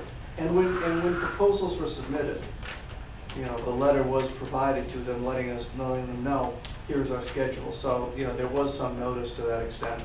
If they're selected for an interview, this is going to be the date and time. That's kind of why I'm not Sure. bending unless my fellow committee members. So that goes to kind of schedule of future meetings related to this. We are meeting Monday night starting at 6 o'clock. The primary focus will be on the 4 interviews now with the 15 minutes at the beginning related to school committee matters. Do we want to schedule a meeting for so the goal of Monday night will obviously be to hear what the candidates have to say. We're going to take in, by my count, 3 hours of interviews. My thought is that unless someone wants to press for a vote on that night and it's so abundantly clear who we should be going with, we can either meet on the 17th or 18th with a goal of appearing before the Board of Selectmen on the night of the 18th with a recommendation of why we're recommending of who they should enter into contract negotiations with. Remember, we're not an awarding authority. There's still a whole financial component to this that would have to be vetted. So I don't know if the committee wants to take a vote Monday night, want to see how it goes. I have in our agenda that we may vote, so we are covered if we choose to vote. Would you like to put a placeholder on calendars for the 17th or 18th in advance of the selectmen's meeting? So it'd have to be probably 5:30 meeting to take our official vote. I don't know. Yeah. It's- In terms of my placeholder, my preference would be the 18th. Mine too. I'm not here the 17th. Either. Either one's fine. Okay, 5:30, okay? Just in case there's, so I think the committee should be ready to vote on Monday night. We can vote on Monday night the 10th. No, Oh, we can vote on Monday night the 10th, but if you need to digest it and take it in, we'll have the option, and I'll post it tomorrow, that we'll meet at 5:30, and we may be voting on, actually, I'll probably wait till next Tuesday. I'll post it if we need to vote. You're gonna post it for the 18th, so it's We're gonna do the 18th at 5:30 if we need to vote. Otherwise, we're just gonna do the 18th at 6:30 with the BOS. Okay. So there's nothing on the 17th. Okay. And then going forward, I think we should schedule, I think every other week sounds right to me, but I'm open to feedback.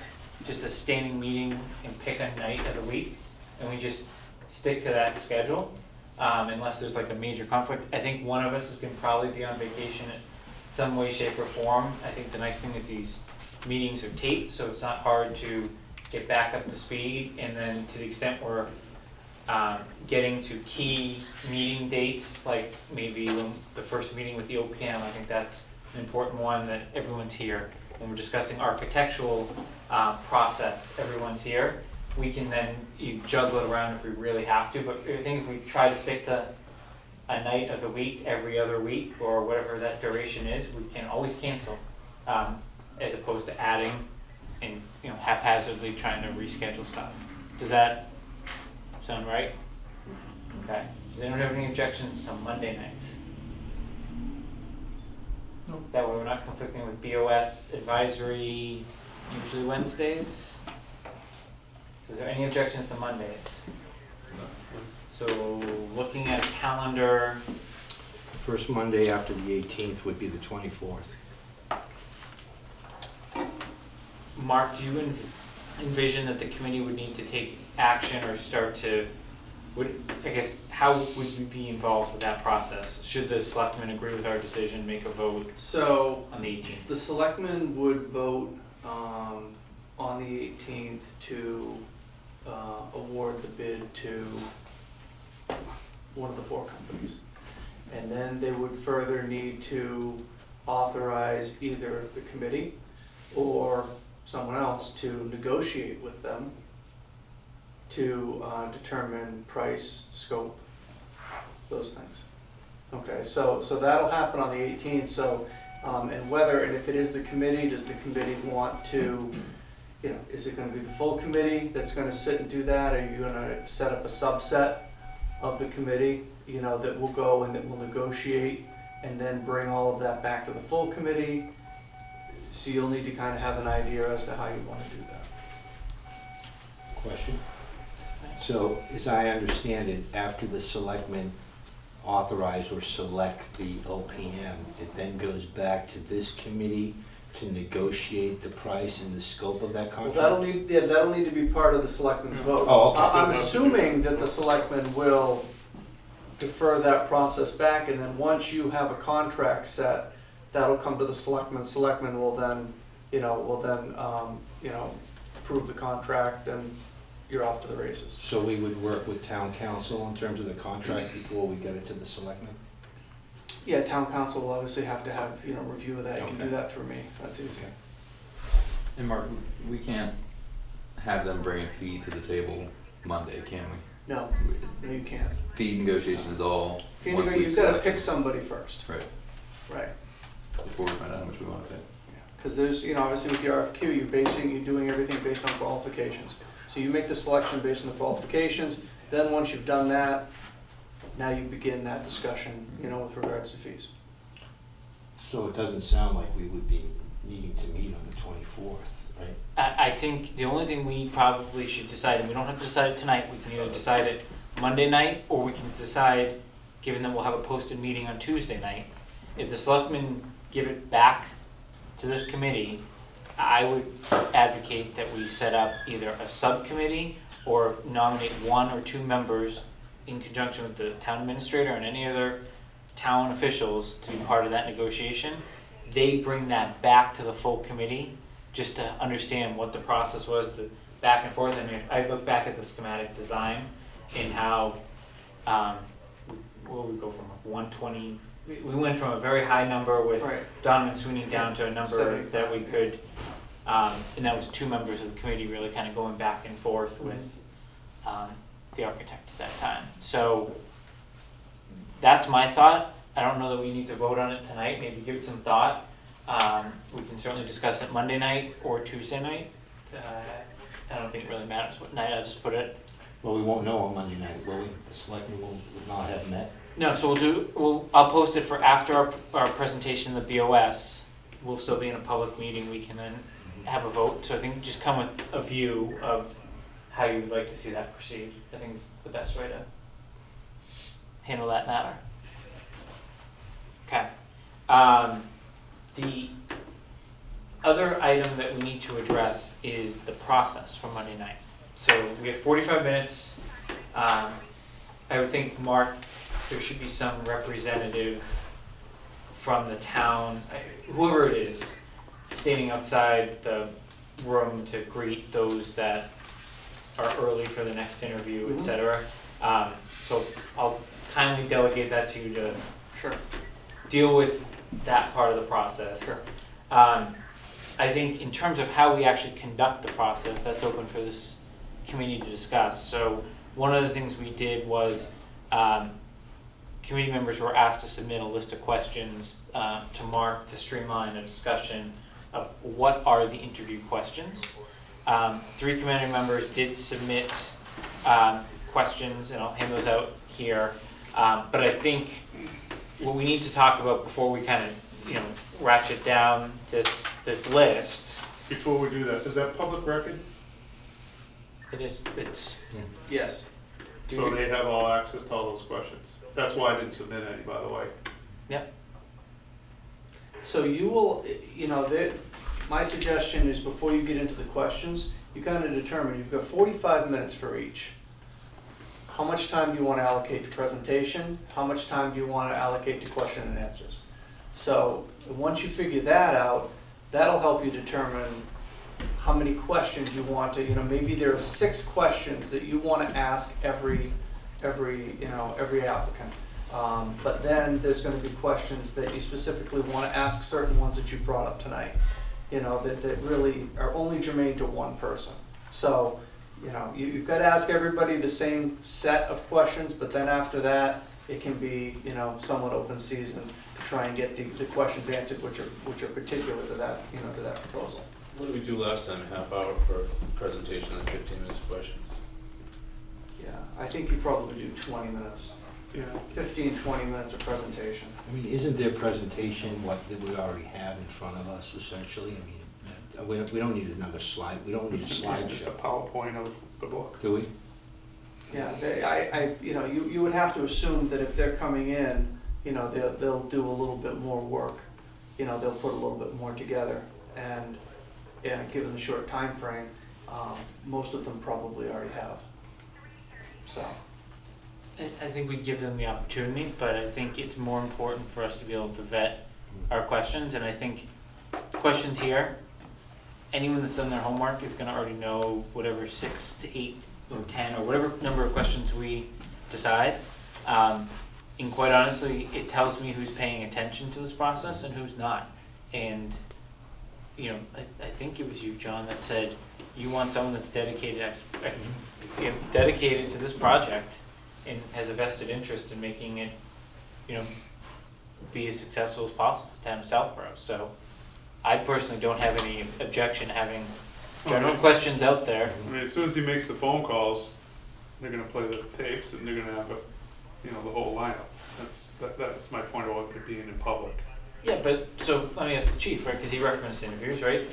When someone comes in for an interview with you, there's like 10 questions that they probably know you're gonna ask right off the bat, Yeah, right? there's always gonna be the curveballs, and that's when you catch the people, and But- they can think on their feet, and they're gonna be prepared. But the curveballs are usually specific to that person, something you saw on the resume, something Yeah. you saw, right? So you've got That's the not six, what we're talking you got the about, 6 yeah. standard questions, and then you're gonna have the questions that, hey, did you realize that you put this in here, and do you really mean what Right. that type of thing. That's, those aren't the questions that are gonna be on the list. Well, we always throw curveballs even on the regular Yeah. questions, because that's what we deal with. So, it's open for discussion. We have two different views. Is we can have a standardized list of questions that can be directed by the chair or someone else in the committee to each of the four right off the bat. And then we open it up to the rest of the committee, basically additional questions that came out of their proposal, came out of their response to the 6 to 8 questions. It needs to stay organized though, and it absolutely has to be respectful, and we can't be coming at them from all ends of the table. Very much how we conducted the meeting tonight, right? No one was talking over each other, none of that. So I'm just trying to find the best process, and I don't have a preconceived notion of how it should go, so. I'd almost like to give them just parameters of, we're gonna do a presentation if you want, and a question and answer. And yes, I think we can have 4 or 5 stock questions, and then for the 4 that we've got, if there is 1 or 2 questions that we want to specifically ask them, we have that ready to go. But I wouldn't even say like 20 minutes for presentation, because it could go 10 minutes, and that's all we wanted. It could be 5, that's all we want out of them. But I'd kind of like to let them know, so Yeah. when I let them know, you've been selected for an interview, here's your time slots, 45 minutes, maximum of 20 minutes of presentation. I mean, they could take 20 minutes, they could take 5 minutes. Right, yeah. Right? But the question, it will be timed, and then the question and answer period, for the remainder of the time, but it will be 45 minutes and it will be structured. No, I like that, and I do want to give them some parameters, but I don't want No, To the must be minute. 20 minutes, Yeah. you're gonna Yeah. stand up there for 20 minutes. Yeah. No. I agree. I think the chair should ask the canned questions that all of them are getting, and then you can go through the committee, one end to the table like we did to the other. If we have specific questions that arise during the interview. Let me ask this might be a hypothetical question. What are they possibly going to present to us that was not already in this package? Well, this is, you talked about interviews. This isn't like an introductory interview. This is more like a second or third interview, because you already have the background, so that might change how you approach it. This isn't a meet and greet for the first time. If their presentation's any good, we might really not have, like, the canned questions should probably be answered in their presentation, because the other thing is, okay, they're gonna ask me this, they're gonna have them already Right. done. Yeah. So to re-ask them again, you're gonna be scratching them, okay, you already did that Well, one. I guess what I'm proposing is I think other than just a general introduction of who they are and what their background is, which may be a little repetitive what's in here, which is 5 minutes max. Yeah. I don't think that there should be a canned presentation. I think this committee needs to be comfortable with any concern you raise tonight, or maybe you go back through the 4 proposals between now and then, or it's gonna be something they say in response to a question that's really gonna probably be like, We need good or bad, right? That's gonna start to skew. Right. One of the references I was speaking to just really said how the interviews really showed who the right fit for your town was. And every town is different, Yeah. right? We are looking for certain things. We don't have the easiest project given all the contiguous parcels that are interested in all that going on, and we're not building a small facility. So I would like this committee to have 40 minutes of question time, and if all your questions are answered in 30 minutes, that might not be a bad thing. I still think you should give them an opportunity to do, all right, say 10 minutes, okay? But presentation skills, how they represent you, how they, are they articulate, do they, are they cohesive, are they able to get across everything in a fairly short time period, that type of thing. That's important, especially because they're gonna be representing the committee, representing the town, and in a lot of these different venues before boards and committees and permitting and things of that nature. So that piece is important too. That's, I agree. that's just my thought on that. We had I'm sorry. No, it's okay. Go ahead, John. We had a candidate come when we were doing the space needs evaluation and stuff, and it was a last minute that this poor gentleman just showed up. He was totally unprepared, and he shot from the hip and probably gave one of the best presentations I'd seen. We didn't wind up going with him. We went with him in this meeting, but the guy, he was really good, and it was all off the cuff.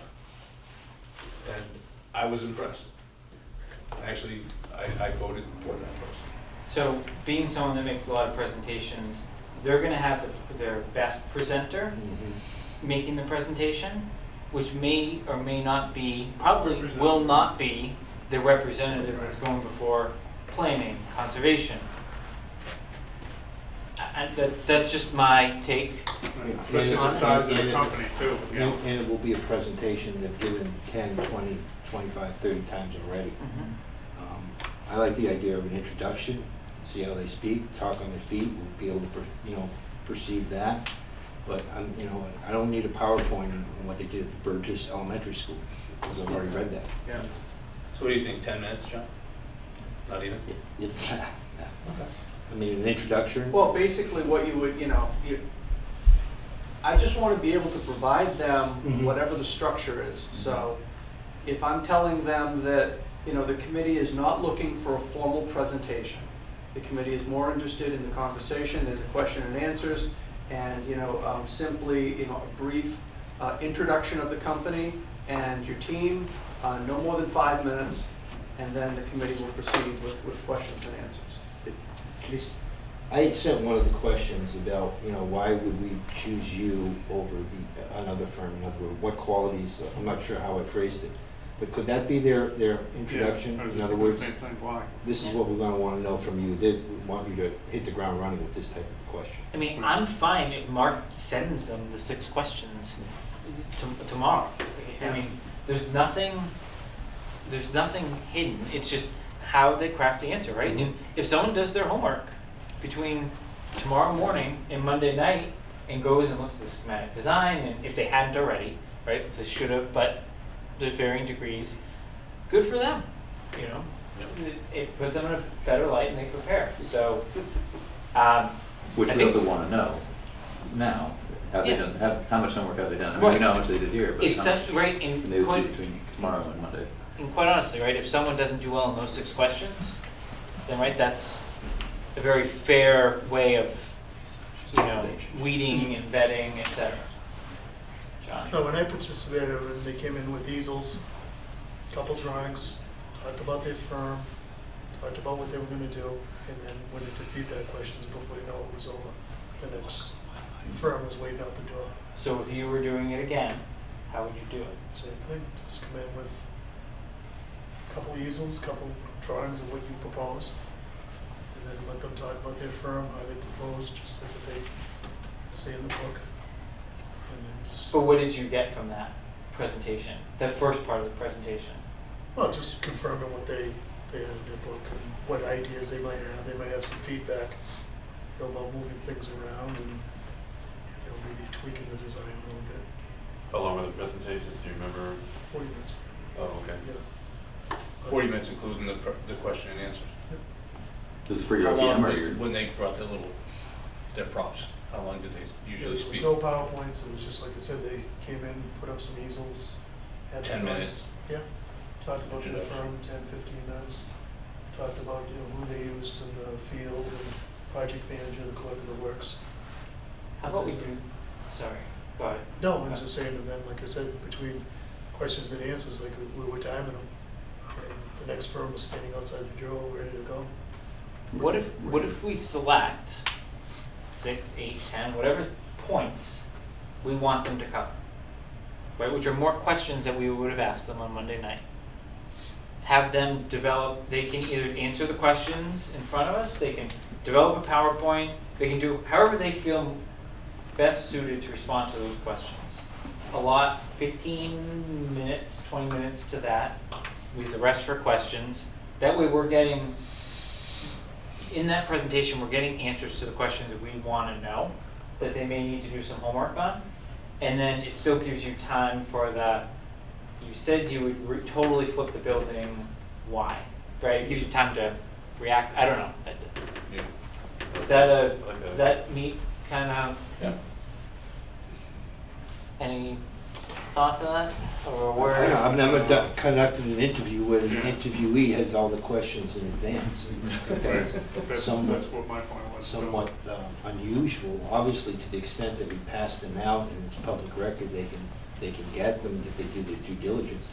I'm not sure I'd be in favor of sending them in advance, because again, we'll see how interested they are as to what they do between now and the interview, as to whether or not we decide to do an investigation. But the thing about, I consider what we have in front of us as their presentation. I'm not sure what more they're going to do. Certainly we want to know a little bit more about the history of the company and how they're, you know, how they speak and how they present themselves. But again, I think as the chief referenced, we already have, this is like the second interview, if you will. We've already gone through the first interview.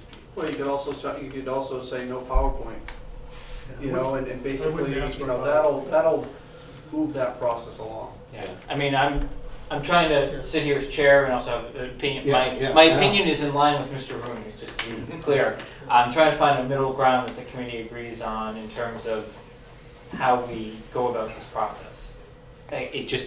I absolutely am adamant, though, that there has to be structure to it. I think legally you have to. I think the avenue that sounds like you're going down is just that. Everybody has a list of questions. I think everybody should pick one, maybe two questions out of your, however many you guys have on the list that are pertinent, and ask those to be consistent. And then obviously there's going to be follow-up questions after that. Not everybody will have one, but there'll be follow-ups as to the answers that were given on a particular question, or follow-ups on things that were in their presentation that's unique to them. And I think that's really the way you want to go about it. And the questions be kind of, I like to keep them general and open-ended, Yeah. and you're just there to prime the pump. So if I ask somebody, why do you want to be a police officer, and they sit there, because I always wanted to help people, you just hit them right away with, that's it, that's your answer, you have to give me more. And you're going to go from there. So this might be, you know, what's your experience in building a public safety complex, what problems have you incurred, how did you solve them, and let them run with it. And go from there. But just questions that have a lot of room for specific follow-up that's going to be related to our project, that's going on a golf course near a school, and a softball field, and a roadway, and a time constraint, and a money constraint, because, you know, just all of those questions that I can just think of in my head right now. I don't want them giving a scripted answer to some question that they read on the internet. I really want to be able to hit them with a follow-up and see how they answer, you know, when that's shot right back at them. I like that too. So I think that way you're going to get a better feedback as to how much homework they've done on the project, or on the town and what we have here. Probably not as structured as you wanted. But No, I just, it's going to be fluid, but we're going to get the answers that we're looking for. I want guidance on, we can't have 7 different people asking questions, right? And that does, I mean, I also think that between Mark and the 2 chiefs, they may have some valid questions based on their experience that are relevant, that need to get in to the discussion. Even though they don't have a vote, they certainly are going to have to live through this more than any one of us are. So they're going to have to be just as comfortable with who we select. So I guess the way we could do it is we could not have any scripted questions, but I think you can tell I have some pretty copious notes based on what everyone mentioned. Is I could target the questions for the first 10 to 15 minutes based on feedback from the committee's vetting of the proposal.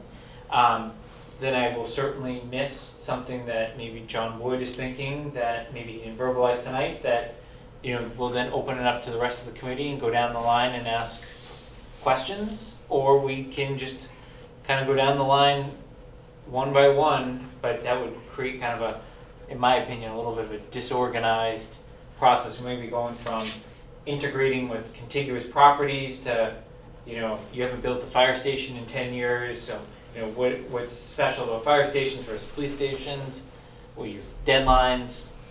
I'm just looking for how you want to run it, and I'll run it the way the committee wants to run it. Can I throw something out? I'd be fine with no PowerPoint. A 5-minute introduction of who the firm is, 15 minutes of our 6 questions coming from you, and then an open discussion questions from the committee and these 3.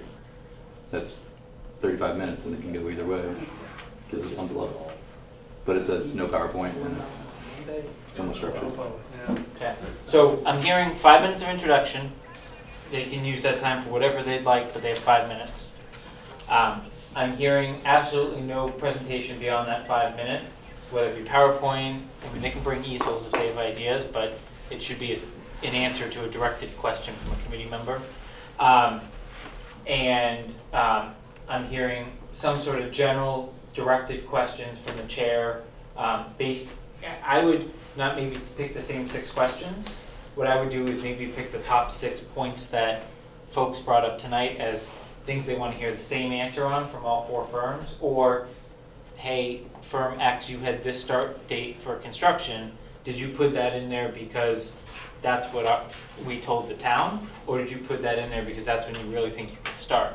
And vice versa, right? The counter question to that would be, you put July of 2019 in there. Is that really when you think you can start, and why is it that long? Right? Like, maybe they know something we don't know, but you know, that's how I would plan to run that 15 or so minutes, which would then give 25 minutes for all other committee members to ask questions, plus our ex officio members. John, go I ahead. was going to say, legally, he has to ask the same questions to each firm. Is this a challenge on the road? You should have some consistency Yeah. with all the firms. Like I said, there's going to be questions, you know, you should have a list of questions that you ask everybody. You know, I know when we interview employees and when, you know, we've done interviews, you know, you have these 5 questions that you ask everybody. And then you've got questions that you ask of other, you know, depending on specific things in resume or proposals and things like that. So I think there's got to be some apples to apples. Well, I think it's a timeline question, right? Is we basically have 2 competing timelines in the firms that we've moved forward. We have some that are starting exactly when we want to start. So like a question like that goes to, can you actually start then, or is that a stretch? And you have some that aren't starting, you want to understand why. Versus like, I think there are some common questions about how have you integrated, you know, a property of this size into all the contiguous issues, right? And, you know, contiguous parcels and those items that would be a common thread across the board because no one really addressed that. That You already got 2 questions right there. So I guess, unless anyone objects, this is how I'm planning to do it. 5 minutes of introductions, 15 minutes of common questions at the chair's discretion to be consistent across the firms. And then we will literally go down however we're seated that night. Everyone will have an opportunity to get their questions vetted. And I absolutely believe that we need to allow some time for the chiefs and town administrator, just if they hear anything that just pops to their attention that we wouldn't necessarily have to deal with day to day, we have to give them that opportunity to ask the questions. Does that sound like a fair way to run this? Okay. And right away, I want to hear from the people of what experience that they have in the technical aspects of building a police facility, and I'm sure Joe has the same question on the other side. All right, so 5-minute introduction, 15-minute questions from the chair, 25 minutes question and answer from the committee. No PowerPoint. Am I specifying that? Sounds good. Unless they can do their PowerPoint in 5 minutes. It's going to take 5 minutes to set it up. That's right, that's right. I mean, we're stacking, like, there is no, like, the transition time is like 2 minutes. They Yeah. get up and walk out, next firm walks We're giving in. them a short period of time to prepare for this. I mean, if they're gonna bring No, I easels and understand, stuff, but they're gonna you need know more what? than 3 days. I mean, They've already done it. If Right, they they're knew, ready. Pete, that's what I said. Bring a If they PowerPoint, knew please. when they submitted their proposal and they get a letter back saying, if you're selected, you know, we're meeting on the 6th to determine, the committee's meeting to determine who's going to be interviewed. And if you're picked, you're coming in on the 10th. So, you know, they have to, you know, in some way at least have something Yeah, I got somewhat together. So if they know, you know, that these 3 people are working over the weekend, here's the shell of it if we find out on Friday that we're in. I mean, maybe I'm showing my age, but this used to be PowerPoint, and I consider this to be PowerPoint. This is, in other words, they're not going to put up anything on a PowerPoint that we haven't seen already. So I think by saying no PowerPoint is not a big deal. Or don't repeat what's in this, we already got this. Yeah. look, I think we're gonna know tomorrow morning when Mark talks to these 4 firms. If he gets very, very strong feedback, they feel like they have something to share, and certainly communicate it back to me and I can make a executive decision. But I think the will of this committee appears to be, we wanna be able to ask questions and not listen We to could've what they already- want us to hear. We wanna hear what we wanna hear. Yeah, they're all capable. We're hiring the people here. We're hiring the people that we're gonna work with. Okay. Okay. Question? Yeah. Are you gonna go over the common questions, or are you just gonna just? That's at the, Okay. we've definitely hit on 3 themes Yep. thus far, unless the committee wants to walk through them. No. I think I know where we're going based on 2 hours of conversation tonight. It's all common sense. I do have a comment though towards schedule. I don't know if there's a question about schedule. I mean, we have the schedule that we're running with. It's not whether or not they can fit You into our meet it, schedule. yeah. This is our schedule. Not really a question. Well, the question is, can they meet it?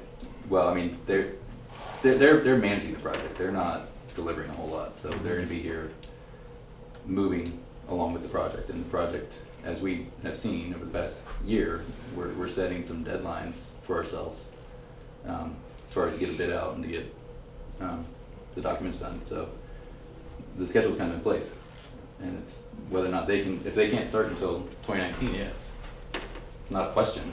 So I don't know if there's a question in That's there. something that you That's for can the consider in your decision. vote on Monday night or the following Tuesday. Okay? We're all set for Monday night. Yep. Is there 6 any- o'clock, townhouse. 6 o'clock townhouse, start with the school committee's 15 minutes, then right into the interviews. Is there any other business anyone wants to take care of tonight? Question? Yes. Maybe premature, but in terms of the negotiation of their contract, are there boilerplate or exemplars out there that, to the extent that it's thrown back to this committee to do, that we don't have to recreate the wheel? And I'm talking about, penalty clauses and stuff. In other So words, we have, when I came to town, I had standard contracts that I use for general contracts, for engineering contracts, for things like that, and Aldo's reviewed them and determined what, and he's made them the way that he wants them.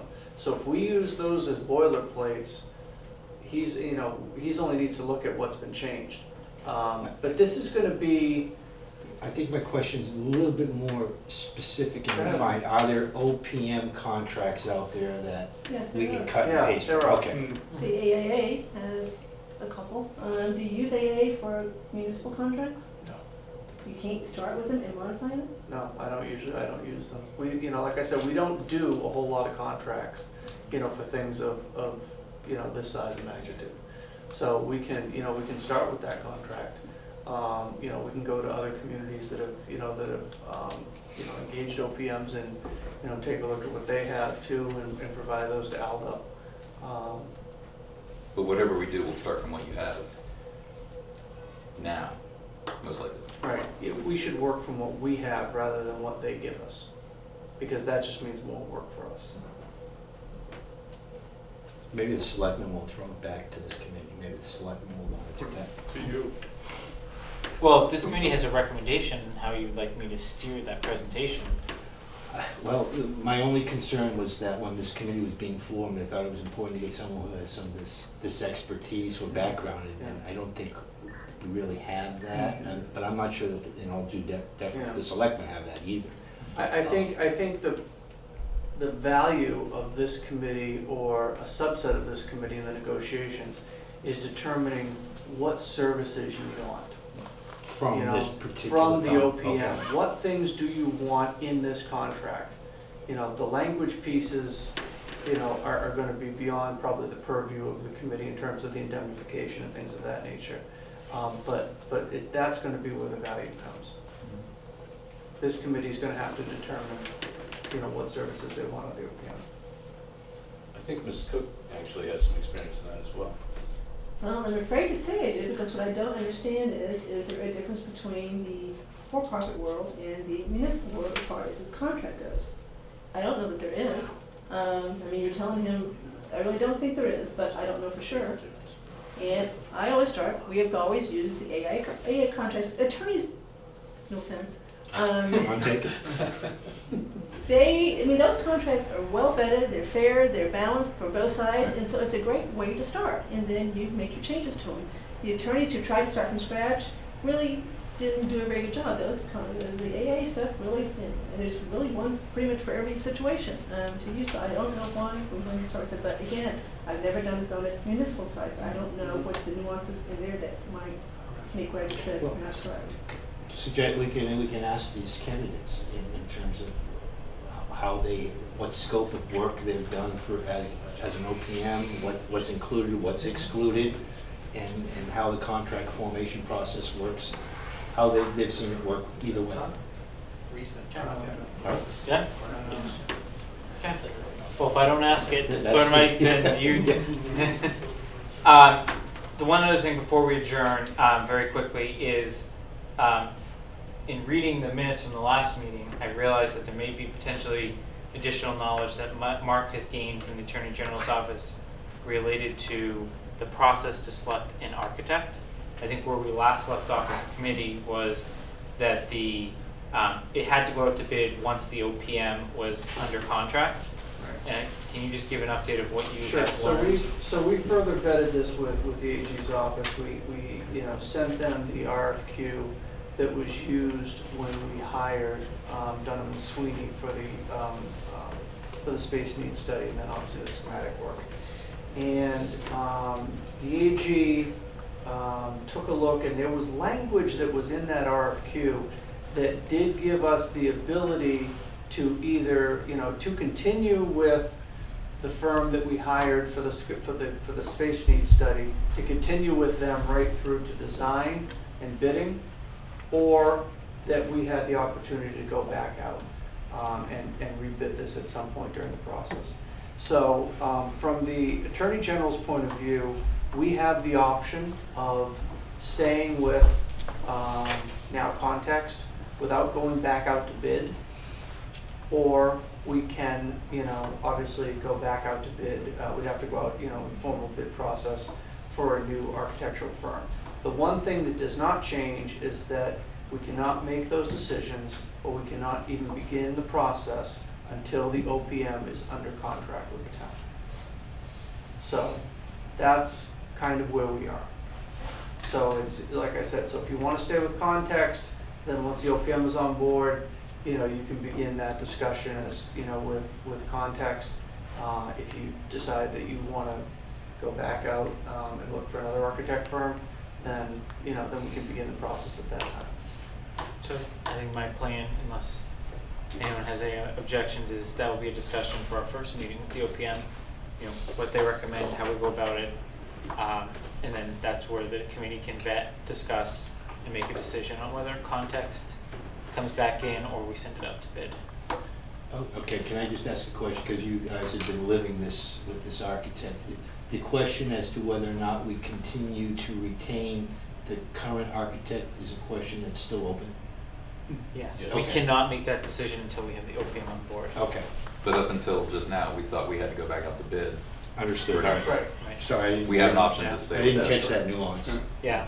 So I think obviously 6 out of 7 of us have worked with them, Mhm. but we cannot vet and discuss that further until we get the guidance from the OPM.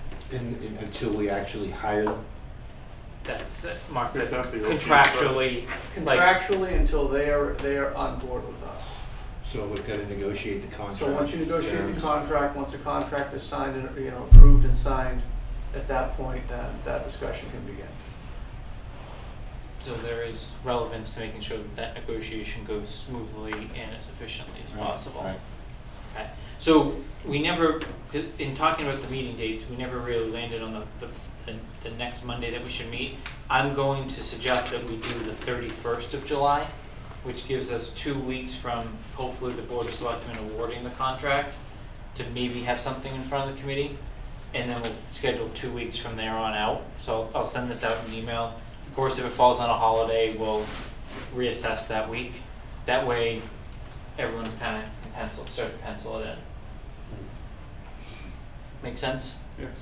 So what do you want to do every 2 weeks starting? The 31st of 31st. July. Okay, is there any other business for tonight's meeting? All right, is there a motion to adjourn? Motion to adjourn. Is there a second? Second. All right, all in favor? All right, adjourned.